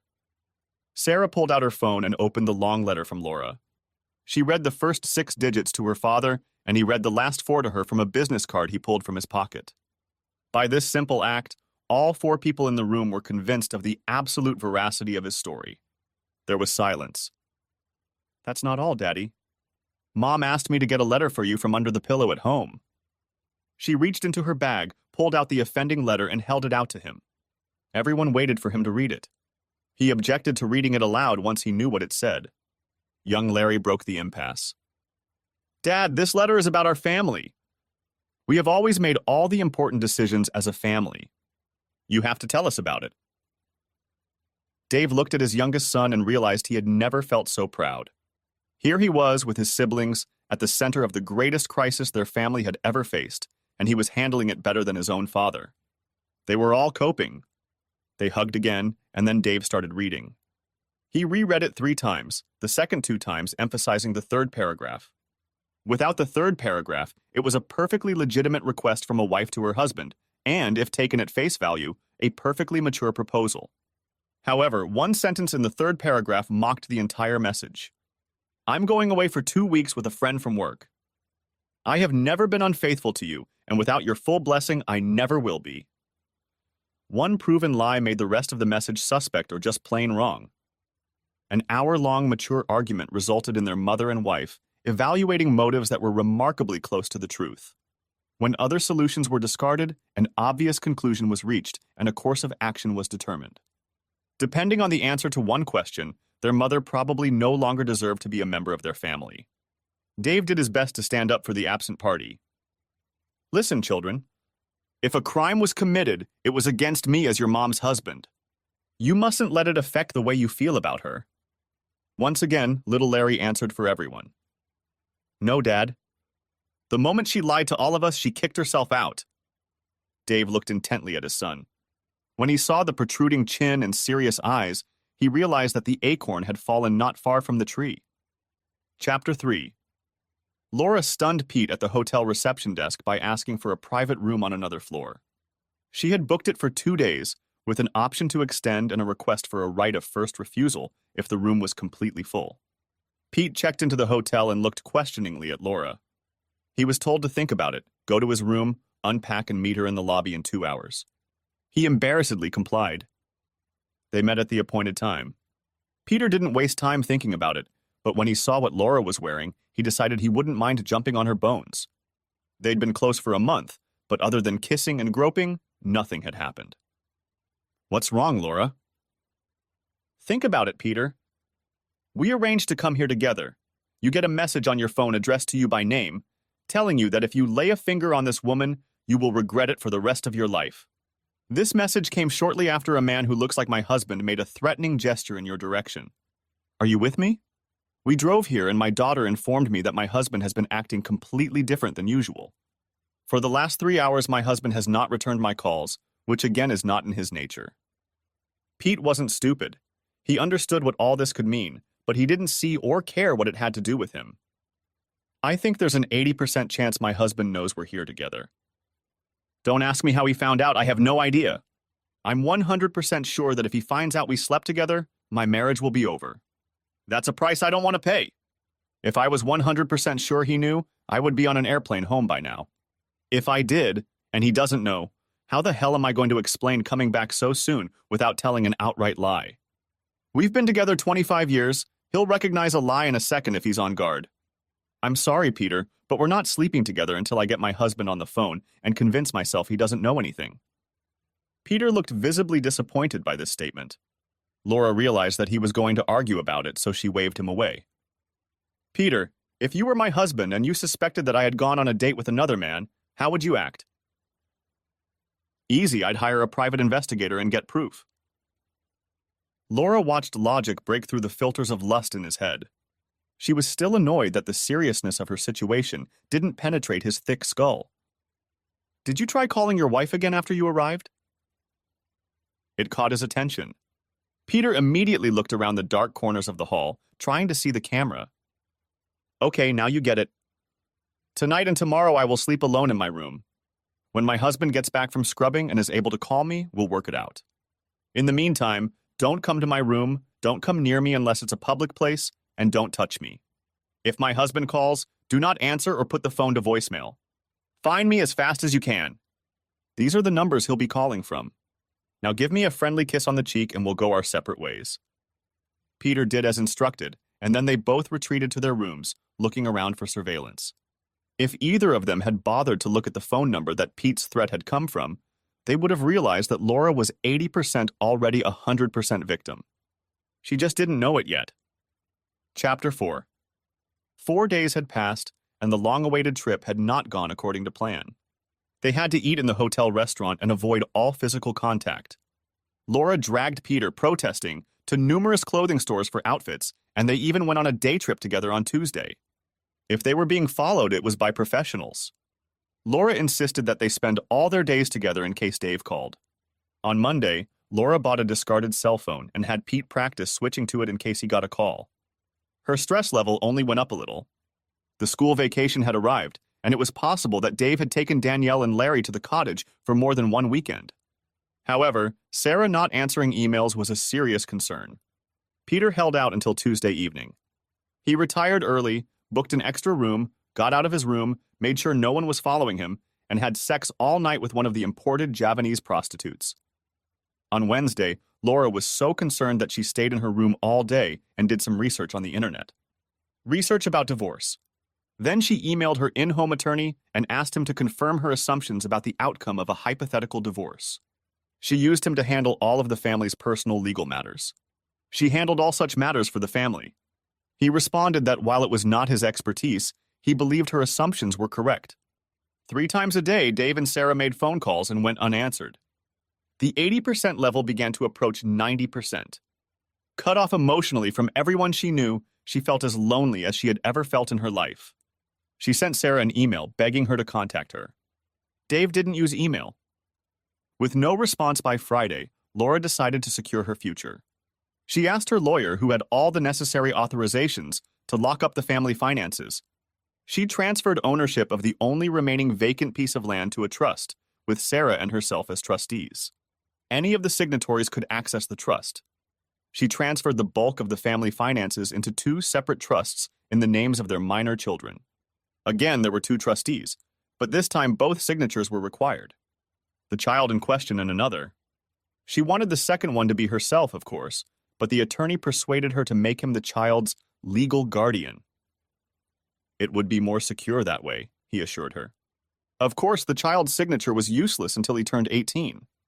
Assured that if the worst happened, she'd have control of the purse strings, and if it all turned out to be a storm in a teacup, she could undo the changes. Laura slept better than she had all week. On Saturday, within an hour of each other, 2 bombshells arrived. The first came with Pete, who came to her room against her instructions. Concerned that his wife was unresponsive, he contacted his brother and asked him to come to his house. The brother reported that he had done so. Pete's wife asked him where his brother wanted the divorce papers delivered. She called him at work and found out that he was not away on a business trip, but was on annual leave. Well, that explained how Dave knew about it. Peter immediately flew home to try and deal with the aftermath. Laura immediately contacted her lawyer and had him sign off on all the changes, escorted Pete to the airport, and moved into his vacated room. The second bomb was closer to home and much more destructive. She decided to check the 2 younger children's Facebook accounts. Nothing had appeared there since she'd left. No clues as to what they had been up to, and no responses to requests to contact her or otherwise acknowledge her existence. This time there was a new message on Larry's account.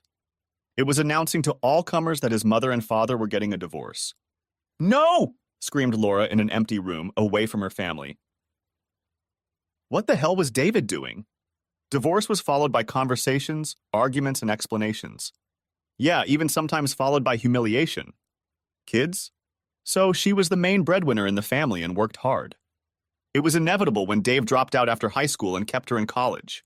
Of course, that meant Dave was the primary influence in their kids' lives. But this shit had gone too far. She prayed, offering prayers to any god who might hear her, that she'd get the signs right and stop her and Pete's plans before they came to fruition. If that didn't happen, Dave would soon have an incontrovertible private investigator's report saying nothing had happened, and now that Peter was gone, nothing would. As she cooled down, she began to think rationally. When no one was talking to her, she used her considerable intellect to try to see dispassionately what Dave was seeing. She made some educated guesses. Someone had found out about her trip to Bali. That someone couldn't be Dave. The only evidence of the plan was on their home computer, and Dave was computer illiterate. This someone, probably Peter's wife, had told Dave, perhaps as early as the morning of the flight. All he could know was that she had lied about the destination and was traveling with Peter. Unless... the letter! If Sarah had ignored her instruction not to read the letter? If Sarah had shared its contents with her father? Laura quickly pulled out the letter and read it with her eyes fully open. It took 3 attempts, each accompanied by a rapid heartbeat. Point 1. Simple statement of facts, no questions asked. Point 2. Preparation to start twisting the truth, but otherwise facts. Point 3. Part truth, part complete lie, and now he could know it. He was a wonderful lover, but she was tired of being in his arms. It was obvious to her, and if he'd seen the letter, it was obvious to him. His private investigator's report would show that having a friend here was inappropriate, and having a male friend her husband knew nothing about was inappropriate. In the cold light of rationality, she realized that if he had sent her this letter with an outright lie, everything else would immediately come under suspicion. Consequently, her assurances of fidelity would be useless. If she went back to the beginning, her saying that he was a wonderful lover would also be under suspicion. Suddenly, she realized what his main problem was. Peter was right. She had called into question Dave's entire belief that he was satisfying her. His ego would be badly wounded. But she hadn't betrayed him. The private investigator's report should confirm that, at least as far as this trip was concerned. Naturally, he could assume she'd started fornicating even before this trip, but Laura already had a plan in place to counter such an opinion. When had the private detective started the surveillance? If the moment they first checked into this hotel, they should have already known that the private room idea was a thing. Laura thought, too many unknowns. The fourth paragraph, which had seemed so thoughtful and loving when she'd written it, was now, assuming it was all a lie, just empty garbage. So was the whole letter, if you looked at it in hindsight. It had turned out to be a complete lie. Laura really hoped he hadn't seen it. Conclusion: if he hadn't seen the letter, she had some pretty fancy work to do. If he had, she suspected no amount of subterfuge would do any good. The irony of the situation almost brought a smile to her face. Her only savior at the moment was the private investigator's report, proving that nothing had happened in Bali. Laura hoped the private investigator was good, but took comfort in the fact that he was so good that she hadn't noticed him, even knowing of his presence. Laura mentally kicked herself. Why had she done that? It had taken a whole night of thinking under the influence of alcohol. Laura had come to the conclusion that she was the classic wife who had it all, who saw a future different from the past and resented it. A successful wife and high-flying businesswoman who had spent her entire career lying, hiding every possible option and, yes, cheating. A woman approaching menopause who had an itch that needed scratching. And then, relying on her cleverness and her husband's naivety, scratch it without consequence. The new irony didn't make her smile. Laura realized that she could soon be a successful businesswoman and a divorced woman who still hadn't scratched that damned itch. The next morning, with no chance of getting any answers to her questions here, Laura decided to go home as soon as possible. First, she decided to use her negotiation skills to delay the irreversible steps of her protagonist. She wrote a letter to David through Sarah. Laura made the letter vague because she didn't know if Sarah had shown the letter to her father or if she had even read it. Her plan was to try to get out of the divorce situation, but to count on the fact that she would be on the winning side if the worst happened. Since she was the kind of person who had foreseen everything, she found counselors in her town and made an appointment online with the one she chose. Then she dressed for the day tour she had booked 4 days ago. She would still have time to call the airline. Chapter 5. Sarah walks into her father's house and overhears the end of a conversation between her father and his neighbor. So, besides telling this guy Peter's wife about your suspicions, what else did you do, Dave? Nothing. Hi, Sarah. You know John Smith from next door, right? He's a lawyer, too. He's kindly agreed to give me some advice. Oh, come on, Dave. After all the landscaping advice and help you've given me over the years, not to mention all the tools you've lent me, this is the least I can do. Hi, Sarah. Hey, John. Are you here to help Daddy with his divorce? Well, who's talking about divorce? All we know for sure so far is that your mother lied to us and is spending 2 weeks in Bali with someone. I, for one, will wait to see what she has to say before I make a decision about the divorce. Please forgive my absent-minded father, John. He can be very naive at times. Yesterday, Mom's lawyer called me in to sign a trust agreement that effectively takes away Dad's control of some of the family assets. Then we check all the bank and investment accounts and find that most of it has disappeared somewhere. She's doing everything she can to get you off the hook, Dad. Admit it. And now this finally reveals her true colors. Sarah handed her father 2 pages of the printed letter. He read them and then handed them to John. Dear Sarah, would you please print out the attached document and give it to your father? Again, I'm relying on your discretion not to read it. It concerns personal matters between him and myself. Dear David, I suppose you have already realized that I lied to you about the purpose and destination of my trip this week. When I get back, we'll talk about it, and hopefully you'll listen to my apology for the huge mistake I made with the same patience you've always shown. Just know 2 things and please don't do anything until we talk. 1. I love you and only you, always have and always will. 2. Ever since we became exclusive all these years, I've been faithful to you. I've never once had sex with anyone but you. I admit that my actions of late have given you ample reason to doubt this, and I am willing to do whatever is necessary to convince you of this basic fact. I suggest you give me a lie detector test when I return, hopefully in the next day or so. I am quite willing to stop and take it on the way home from the airport if you can arrange it that way. You will provide questions and ask whatever you want. After this elephant is out of the room, I can apologize for any disrespect you feel I have shown you. Please, please, please don't do anything rash. We both know what a divorce will do. You'll lose the house you've put your heart into and half the money we plan to use for early retirement. Think about the children. Divorce always polarizes families, and if you ask around, the mother always gets custody. Having Sarah and Danielle on my side is a given. It would be tragic if divorce drove a wedge between them and Larry. I know you love the kids, and we both realize that not being able to see them whenever you want would kill you. So please don't do anything until you've given me a chance to explain. See you soon. Your loving wife, Laura. John finished reading the letter. If it wasn't for what we know she was doing behind the scenes, it would have been really compelling, emotional material. What do you mean, John? Dave, you have to realize that in my work I see all sorts of tricks. This one is pretty common. Your wife decides she wants out of the marriage. She looks for a replacement, finds one, and decides to, take her for a test drive during a 2-week vacation. I think it's called an affair on the road. Normally, if she decided he was the one, she'd come back and quietly move all the assets out of your reach and then file for divorce. The really smart people poison the relationship between innocent parents and their children first, like Laura started doing with Sarah. Writing a letter portraying you as a wimp that Sarah was allowed to find is one of the most subtle things I've ever seen. The best way to win in a divorce is to deal your partner a complete blow, limit their access to good advice, that is, leave you penniless, and then make your children choose who to go with. In this case, the choice will be between a mother's welfare in the family home and a broke father living in the slums. Surely there must be another explanation. I can prove it. Contact 3 of the best divorce attorneys in town. The one or ones who refuse to take your case are already representing her. I bet she gave all 3 of them an upfront fee to keep you out of the case. If you go broke and get a better lawyer, this bluff has a better chance of working. What's the bluff? This whole letter is a bluff, Dave. Her lawyer must have already told her that getting custody of kids as old as yours isn't as easy as it used to be, especially since you have a good chance of being considered the primary caregiver. Dave, the purpose of this letter is simple.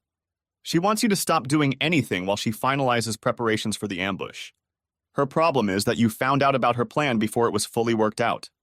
When her plan is finalized, she will want the divorce finalized as soon as possible, certainly before Larry turns 14 and can decide which house he wants to live in. You can expect her to force you to see a counselor.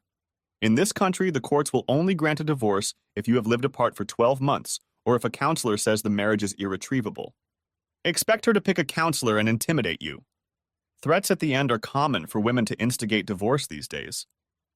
Dave excused himself by asking John who the best divorce lawyer in the area was. Dave called, gave his name, and asked for an appointment. He was told they could not accept his case. Dave didn't realize that the best divorce attorney in town had a lot of cases, and he told his secretary not to accept any new ones yet. Dave went back to the break room. All right, John, I believe you. What do I do now? First, you authorize me to block all finances not already in Laura's possession. Then you restrict her ability to spend any other shared finances. How do I do that? Well, start by canceling all credit cards in joint names. Okay, but I'm still a little uncomfortable. I mean, she's so convincing that she still loves me. But it doesn't really fit with the threats in the second half of the letter. Dad, are you sure Mom lied to you? Yes, Sarah. Do you lie to those you love, Daddy? No, I don't. What did you always tell us about the 3 pillars of a successful partnership, Dad? Love, trust, and respect, didn't you? How many of those do you have left? 1 now that you mention it. And just how much is Mother showing you now?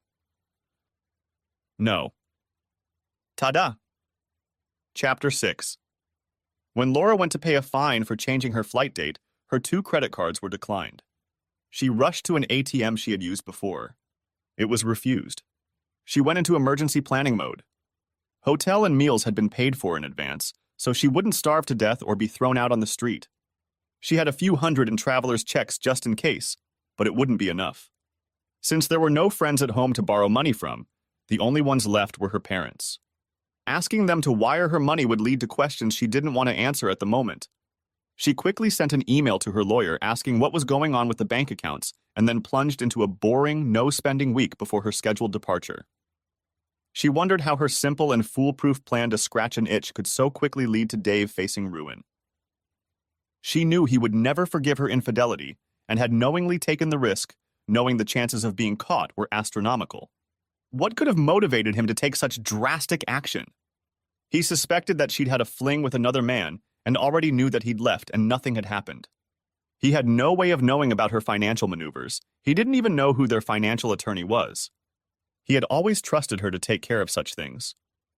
While she was quietly banging her head on the table in her room, 2 emails arrived that didn't improve her mood. The first was from Pete's wife, Riley, thanking her for ruining her marriage and jeopardizing her children's secure future. It might have hurt her badly if the second hadn't come while she was processing the first. At first, it seemed to be one of her own letters to Peter from 2 weeks ago, looking forward to her trip. His and her addresses were listed in the address line, so the letter was forwarded to herself. A simple question was added to the letter. "Why did you lie to us, Mom?" The letter was signed Danielle. Her husband may have been computer illiterate, but her children were not. She realized for the first time that Dave wasn't the only victim of her deception or the only participant in her punishment. She also realized that the letter didn't answer that simple question. It also presented Sarah's unresponsiveness in a different light. Laura cried with loss and disappointment. She then sent a letter to Danielle that basically said she would explain the misunderstanding when she got home.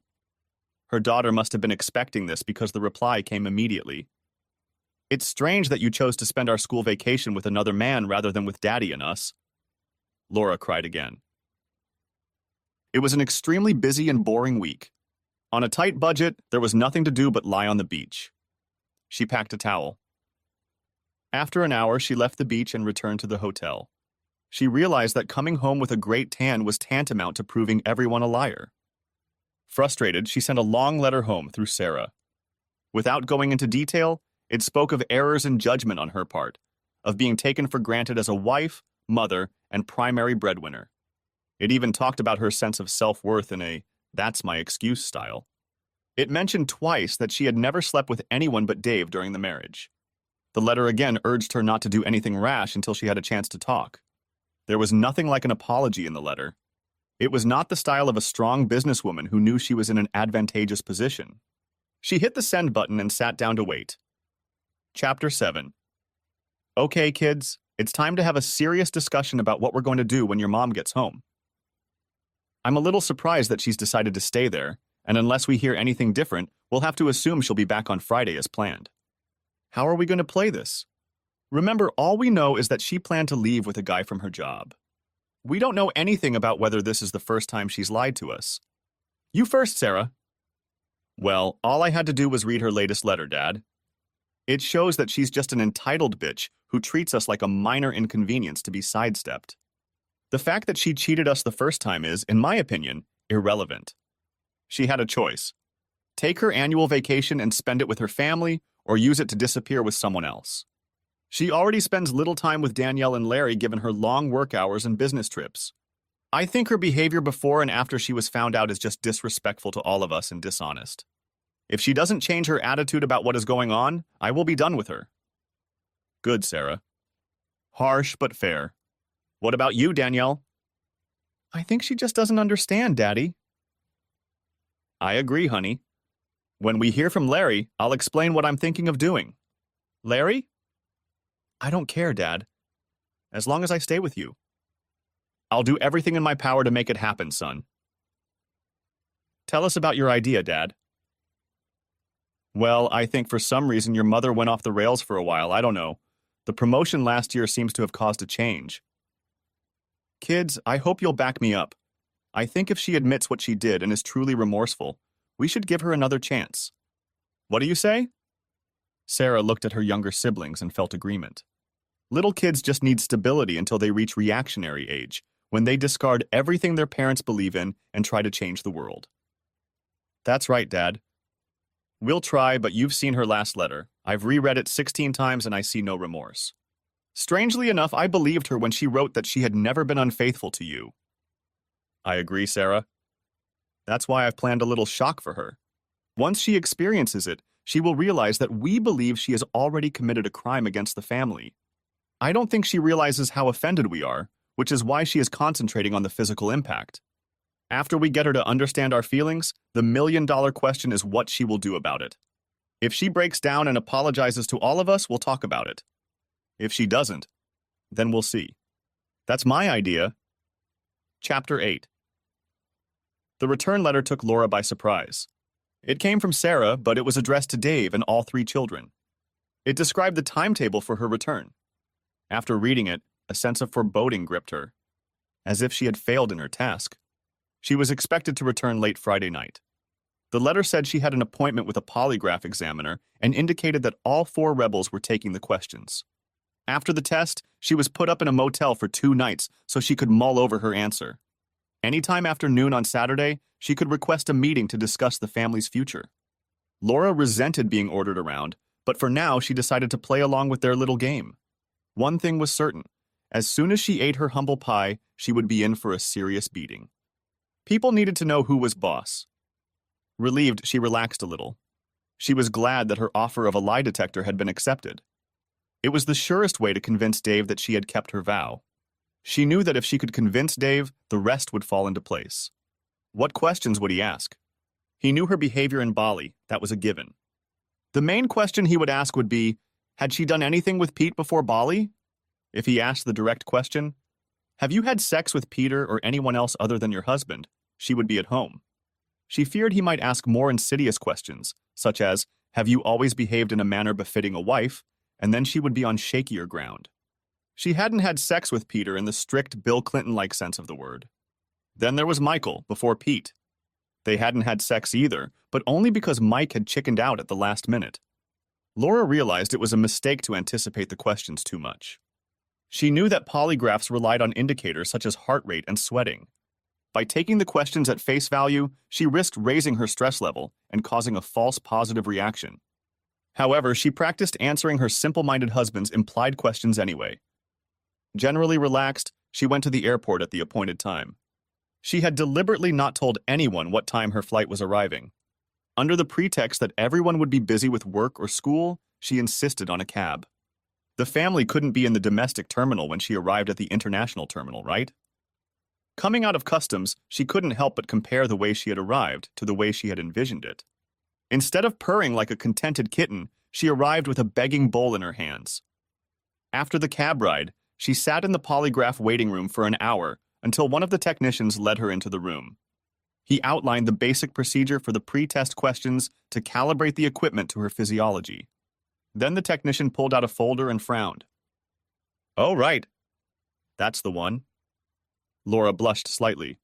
Knowing the nature of the questions, she realized that the operator would soon guess her recent history. "Mrs. Brown, the questions I have a rather unusual format. Instead of the usual list of questions, they are in the form of a flowchart." "Eh?" "Yeah, I've seen that once or twice before. There's an initial question, and then depending on the answer to that question, a choice of what to ask next. It slows things down a bit, but it doesn't affect the validity of the tests, I assure you. Are you ready?" "Ready as I've always been." The operator went over the 8 calibration questions, then paused to open the file again and read. Question 9. 2 weeks ago you went to Bali with the intention of having extramarital sex with Mr. Peter Ower? "Yes." The operator looked at the polygraph readings and made a note. Then he looked at the file. Laura was not surprised by the question. She braced herself for the next one. Would it be a question about whether she had actually had sex with Pete in Bali, or a question about whether she had had sex with Pete before going to Bali? She hoped like hell that the question would be asked in a form that she could plausibly deny. To the simple question, did you have sex with Peter Ower, she could answer no and walk on by. Please keep it simple. The technician closed the file and began taking the paper out of the machine. Thank you, Mrs. Brown. I have an email address to send the report to. You may go. To say Laura was stunned is a vast understatement. What the hell does that mean? What, just one question? Yeah, an unusual one. I've only seen this once before, and I know that guy was trying to get his point across. I think whoever wrote those questions was too.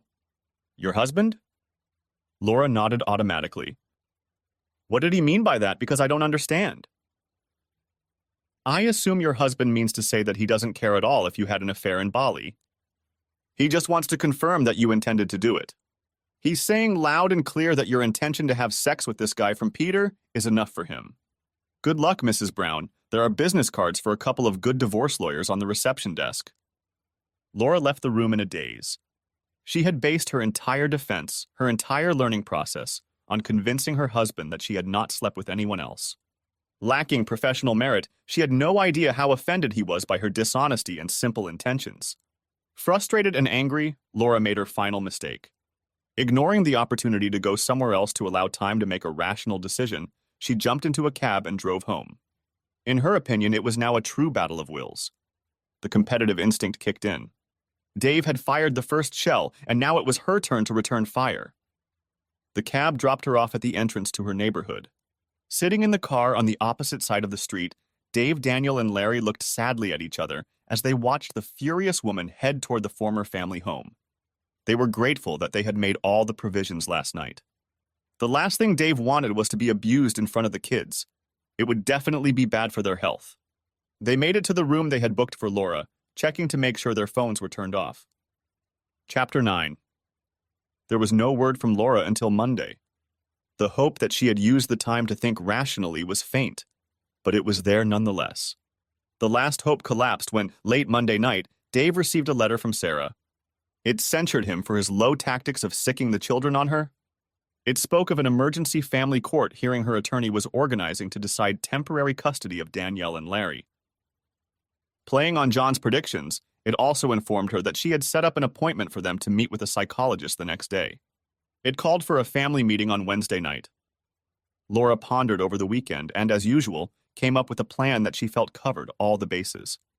The first thing was to try to save the marriage that Dave seemed to have written off. That meant seeing a counselor. A female one, of course, to maximize the chances of her explaining her train of thought to her husband. Second, family sessions to explain her actions to the children. Third, of course, court to make sure she will be on the winning side if the worst happens. Laura was already in the counselor's room when Dave arrived just in time for Tuesday. He immediately liked the woman in her 40s, dressed like a 60s woman. Chairs were arranged facing the counselor, but more than an arm's length apart. After introductions, during which Laura was Laura and Dave was Mr. Brown, the aging hippie invited Laura to go first. Laura explained the history of their marriage and then laid out the facts as she saw them. She was a faithful wife and mother until for some reason she went off the rails, lied to her family, and had a date with another man. There was no sex, as her husband's observation of her showed, but the intent was there.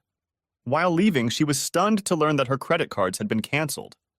She regretted what she had done, and her most sincere wish was to simply put the episode behind her and move on with her marriage to David. The counselor looked at Dave. Firstly, I would like to say that I am speaking on behalf of myself and our children.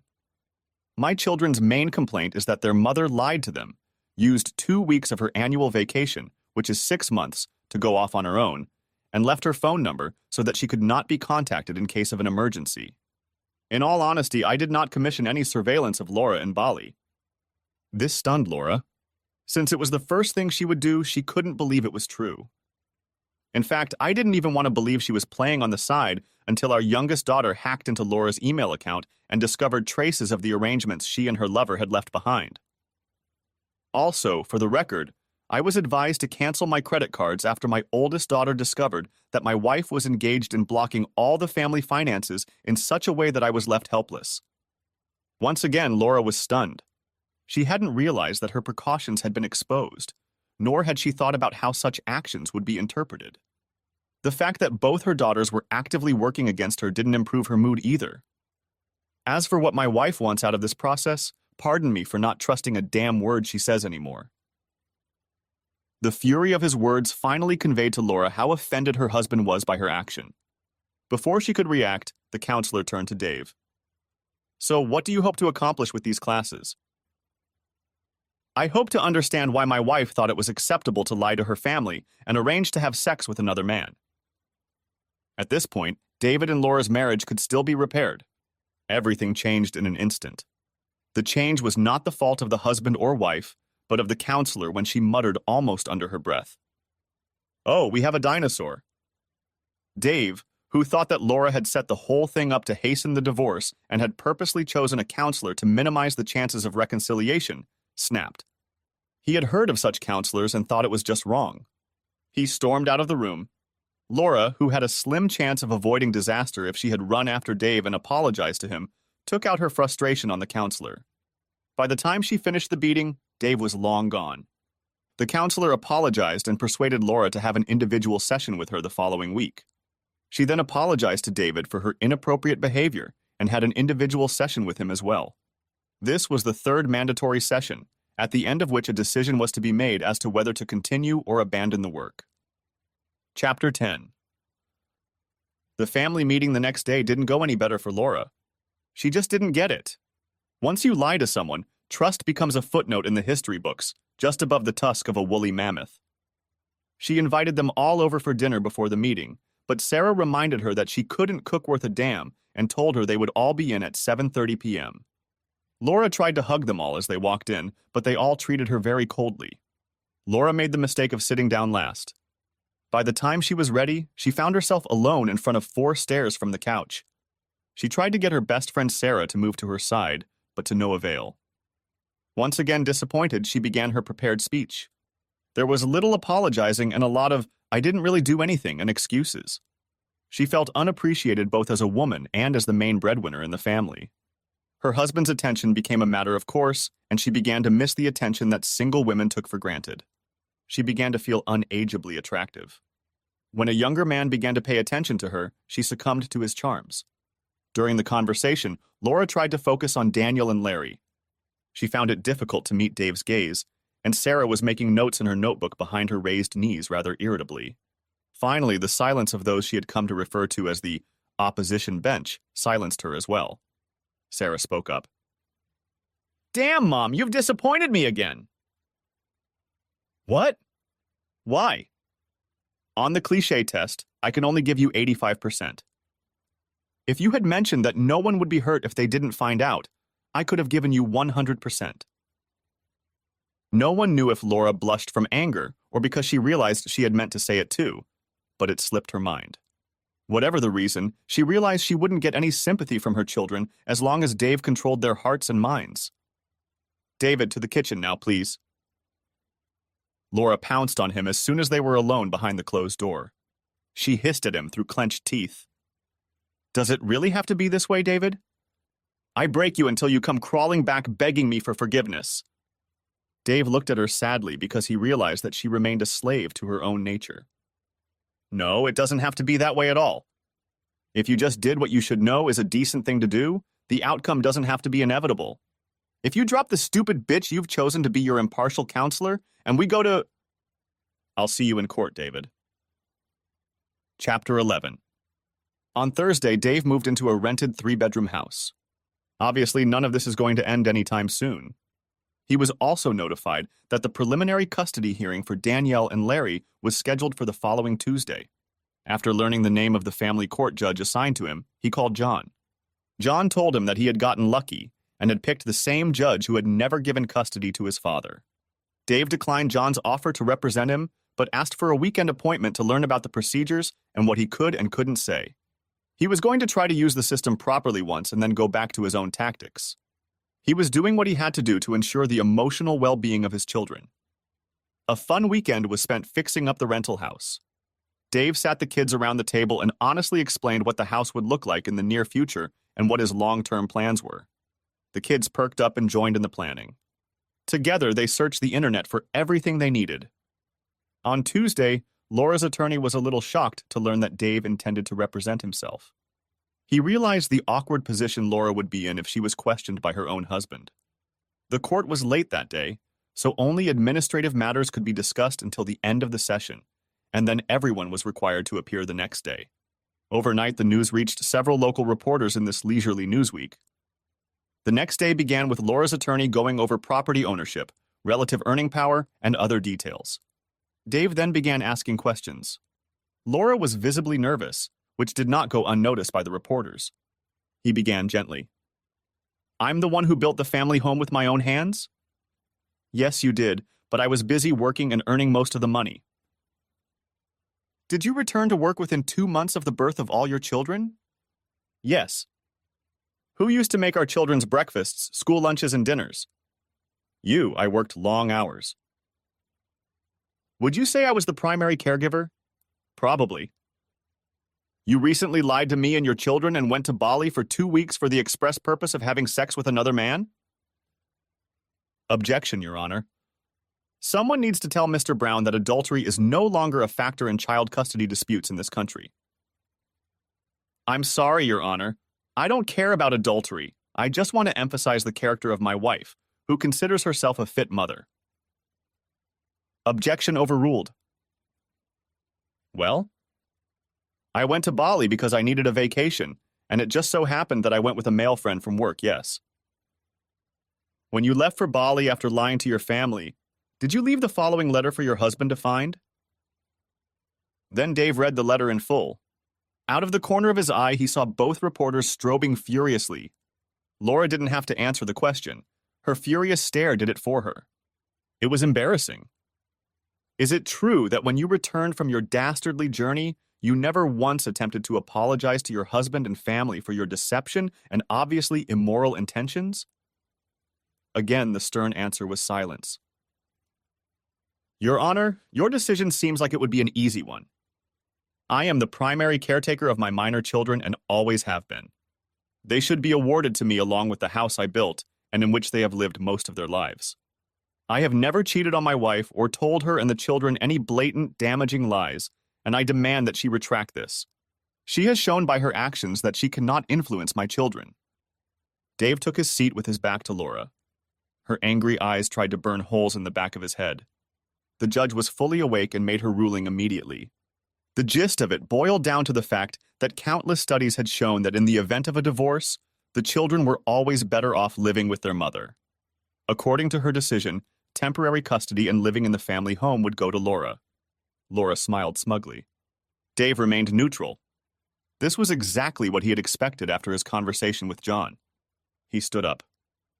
Your Honor, let me address the court. I would like to call attention to your own decisions in Harper v. Harper, Smith v. Smith, Fulton v. Fulton, and others too numerous to mention, where you awarded custody to the primary caregiver. Receiving no response from the judge, Dave proceeded to cite 3 scientific papers refuting the notion that children are always better off with their mother. What are you getting at, Mr. Brown? I was just wondering, Your Honor, can a man with a penis win in your court? The judge looked intently at Dave. He stared back dumbfounded. Then she declared the case closed and scheduled the next one. The reporters were frantically writing. Dave walked over and gave them copies of Laura's letter. Then he walked out without looking back. Laura's lawyer walked over and congratulated her. She didn't feel like celebrating. Dave's speech about how she was not remorseful in the slightest for her actions had struck a nerve. Unfortunately, her reflex to win any fight wouldn't let her back down once the game was up.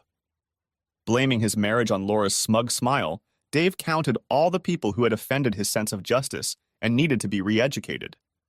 There were 3 of them, and the plans were already in place. He had already consulted with Sarah to get a second opinion and made the changes she suggested. In fact, one of her suggestions was much better than what he had envisioned. He returned home and, through a friend in the federal government, delivered a letter to the president of the federal court outlining his accusations of bias against one judge. He then waited for Danielle and Larry to return from school. They readily agreed to his request to spend at least the next 2 nights with their mother. He then handed them the equipment for the second phase of his plan. 2 newspaper articles published the next day spoke unflatteringly of both Laura and the judge. Dave cut them out and emailed them to a friend of a friend of a friend. Chapter 12. Wednesday afternoon, Laura thankfully made it home on time. Daniel and Larry were there, but made it clear that this was done in protest. When they deigned to answer her questions, they limited themselves to the bare minimum of words. She had to ask them to make the school lunches for the next day. It had been so long since she had done that, it had slipped her mind.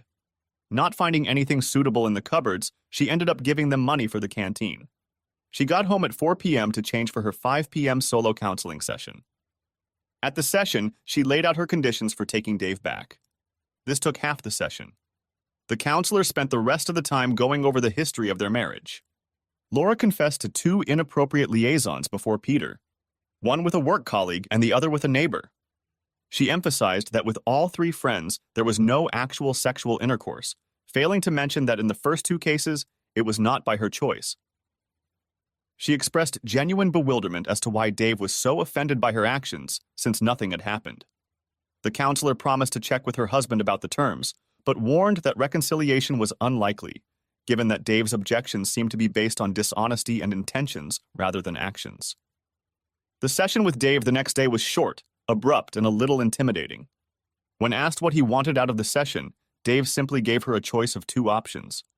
Either he wanted a referral to another counselor who wouldn't openly condone female infidelity, or he wanted her to sign off that the marriage was irretrievable. A little alarmed that her statement from the first session might hurt her career, the counselor quickly reported to the proper authorities that the marriage was dissolved.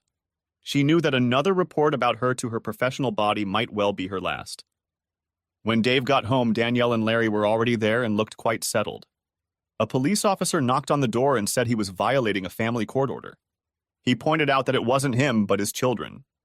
The only way to evict them was by force, and that would be considered assault. The policeman asked the children to come with him, but they refused. He left to get instructions. No sooner had he returned than Laura burst into the house. "David, I've already told you it doesn't have to be like this. Just tell Danielle and Larry to come with me. Give me the house, and I'll be generous with visitation and property division." "Laura, please leave my territory. I will not force the children into a situation they don't want and will hurt their sense of right and wrong." "David, we've known each other for how long?" "You know me, I'm not a bad person." "That's the problem, Laura. I don't know you. The woman I married wouldn't have done what you did. She certainly wouldn't have done what you did, and then not only would she have had no remorse, but she would have told our counselor to give me an ultimatum. Put up with your behavior or lose everything I hold dear. Certainly not after I found out in counseling yesterday that before Peter, you had tried to have relationships with 2 other men." "Tell me, Laura, what did I do to deserve what you did to me, and what are you going to do now?" The realization that the counselor had let her go down the river made Laura blush. Guilt prevented her from taking out her anger on Dave. The bitch counselor was another matter entirely. She was the one on whom all of Laura's anger was now focused. "She's not allowed to tell you that." Dave did not comment on this statement either explicitly or implicitly. Laura ran away in a rage. Dave went and erased the tape recorder that Daniel had put in Laura's purse before the counseling session and retrieved afterward. He was sure that righteous justice was about to visit the counselor. And he was right. 3 days later, the counselor received word that her services were no longer required. 1 downside, 2 to go. Children's services arrived on Saturday morning but left disappointed when it became apparent that the children would only leave if they were forcibly dragged outside screaming and kicking. They made the mistake of trying to apply logic to a highly emotional situation, said Chief Officer Larry. "The courts have decided it's better for you to live with your mother." So the courts were wrong. Neither Danielle nor I want to live with a liar who hurt our father. That was the end of it. Laura spent the next week trying to get all 3 children back on her side.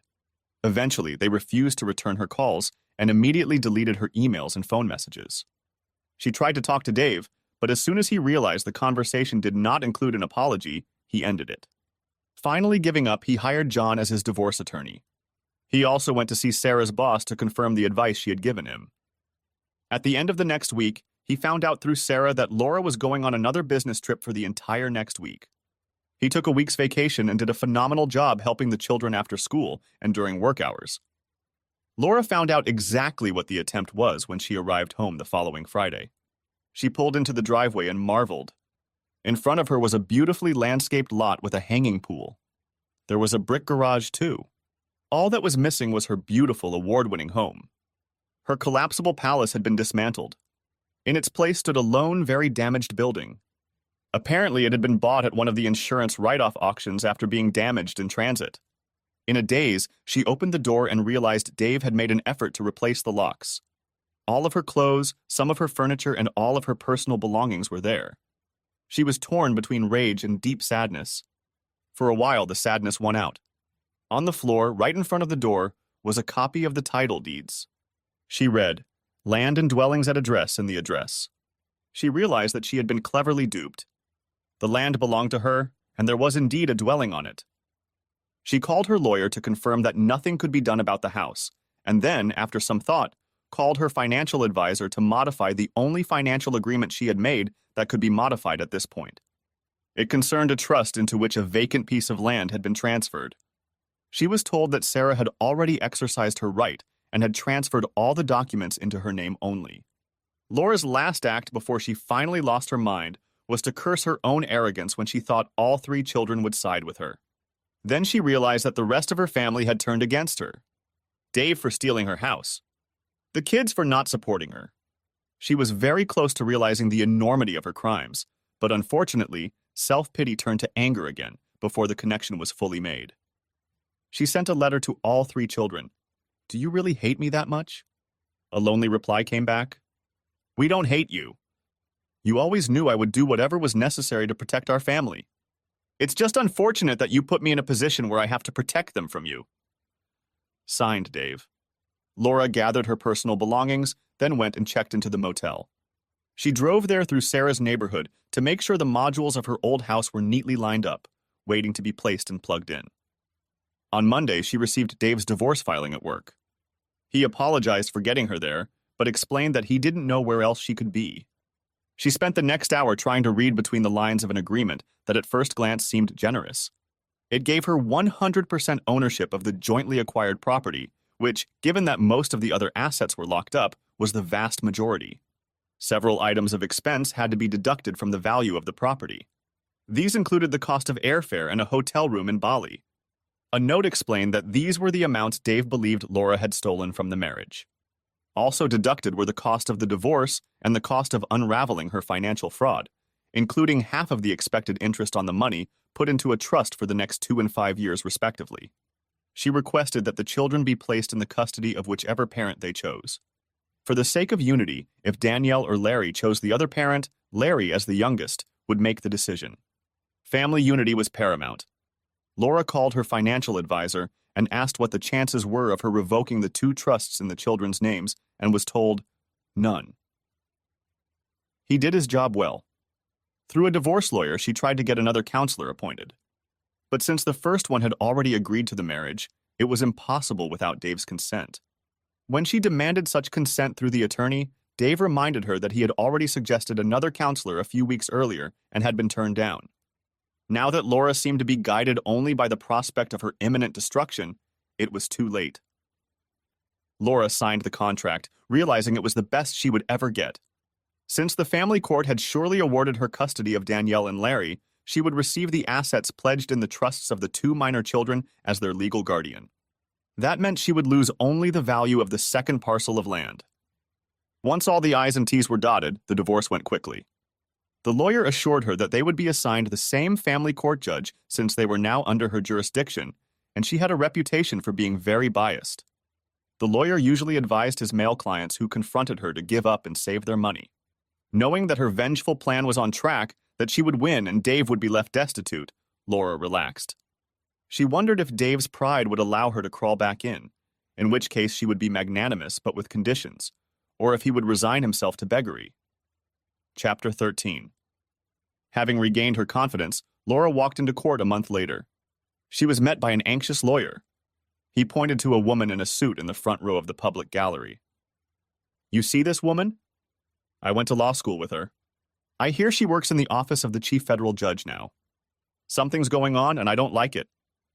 He was clearly agitated, and it infected Laura with nervousness. The judge opened the hearing by announcing that this was her last case as she was taking early retirement. She didn't seem happy about that. Then the lawyers began. Laura objected to Dave's demand that Laura be charged all legal fees. He suggested that Laura pay Dave's costs and vice versa. John disagreed, pointing out that he was acting pro bono for Dave. From that point on, things went downhill. John painted an accurate picture of the couple and their relative merits as guardians. There was little Laura's attorney could do. He seemed to regret trusting the judge's protocol and not preparing much factual evidence. The case lasted all morning and was clearly one-sided. Once again, the judge ruled. often glancing at the costumed woman in the audience and speaking as if she had a mouthful of broken glass, she said that the facts of the case were simple, and that Dave, as primary caregiver, was awarded custody. She even congratulated him on the generous offer he had made to Laura for the division of property, and hoped that he could raise the children well on the share he had accepted. There was insincerity in her voice the whole time. Laura was so shocked that she missed the final clang of the judge's gavel. She returned to her lonely one-bedroom apartment and wondered which bus had hit her. She couldn't indulge in self-pity, however. She had a real estate matter to resolve. In anticipation of a financial decision, she put her old house up for sale. It was a steep, uncomfortable neighborhood, suitable only for a very specific house, and the price she had agreed to set for it was very low. Unless someone replicated her old house exactly, even the landscaping would have to be abandoned. It had been spectacular before, but only because of Dave's ingenious design. This afternoon was settlement time. She wanted to hand the title deeds to the new owners herself and wish them to enjoy the house as much as she had. She was disappointed when the man present announced that he was just an agent for the new owners. They would be here soon if she wanted to wait. When Laura saw David's car driving 4 trucks with her old house and a crane behind them, she decided to leave. At her new place, she looked at the meager check in her hand, all she had gotten from the train wreck she had turned her successful life into. Still slightly dazed, she wrote in her thought journal that a friend had recommended to her to help her cope. She took a red felt-tip pen and wrote in big, bold letters, "Next time you get an itch, go to a goddamn pharmacy! Next time you mess up, apologize, damn it! You're twice as smart as you think you are." About 8 weeks after she was due, Laura left to have some humble pie. She bought a bottle of champagne to congratulate the new homeowners when she arrived. The end. What do you think, dear reader? Perhaps some good advice at the end. I have some more that you can take or leave. When 2 people invite a third person to solve a problem, whether it's a counselor, a well-meaning lawyer, or the neighborhood guy, they give up control of their own destiny. If possible, solve your own problems yourself and always treat your loved ones with dignity and respect. I don't know if the following saying applies to Australia or not. Be careful of the toes you step on today. They may be holding the ass you'll have to kiss tomorrow. Since the above was not a continuation of an American story, it was written in Australian, or as we call it, strine. For those who don't want to look up unfamiliar terms in an Australian dictionary, I'll tell you that a stream is a stream, and to go to scrub is to leave town. Australians are an irreverent race who do not automatically respect authority. This fact is often blown out of proportion by our politicians who take themselves too seriously. In fact, some of our most prominent politicians have been some of the biggest larrikins in the past. In the 70s, we had a prime minister called Gow, pronounced Gough Whitlam. During an interview, he was pressured by an aggressive journalist who wanted him to state where he stood on the abortion debate. Like many politicians, Gough wanted to keep his personal views on this highly controversial debate private, but she pressed him. He finally snapped and gave her his opinion during a live interview. "Madam, I am in favor of abortion, and in your case I would make it retrospective." He jumped 20 points in the opinion polls. "I apologize for my absence, but I am currently in prison. I love reading stories about heroes of the past, and I recently read a story about a little Dutch boy who saved the day by sticking his finger in a dam. I'll spare you the details, but I was so impressed that I tried to do it myself. With good behavior, I should be out in about 6 months.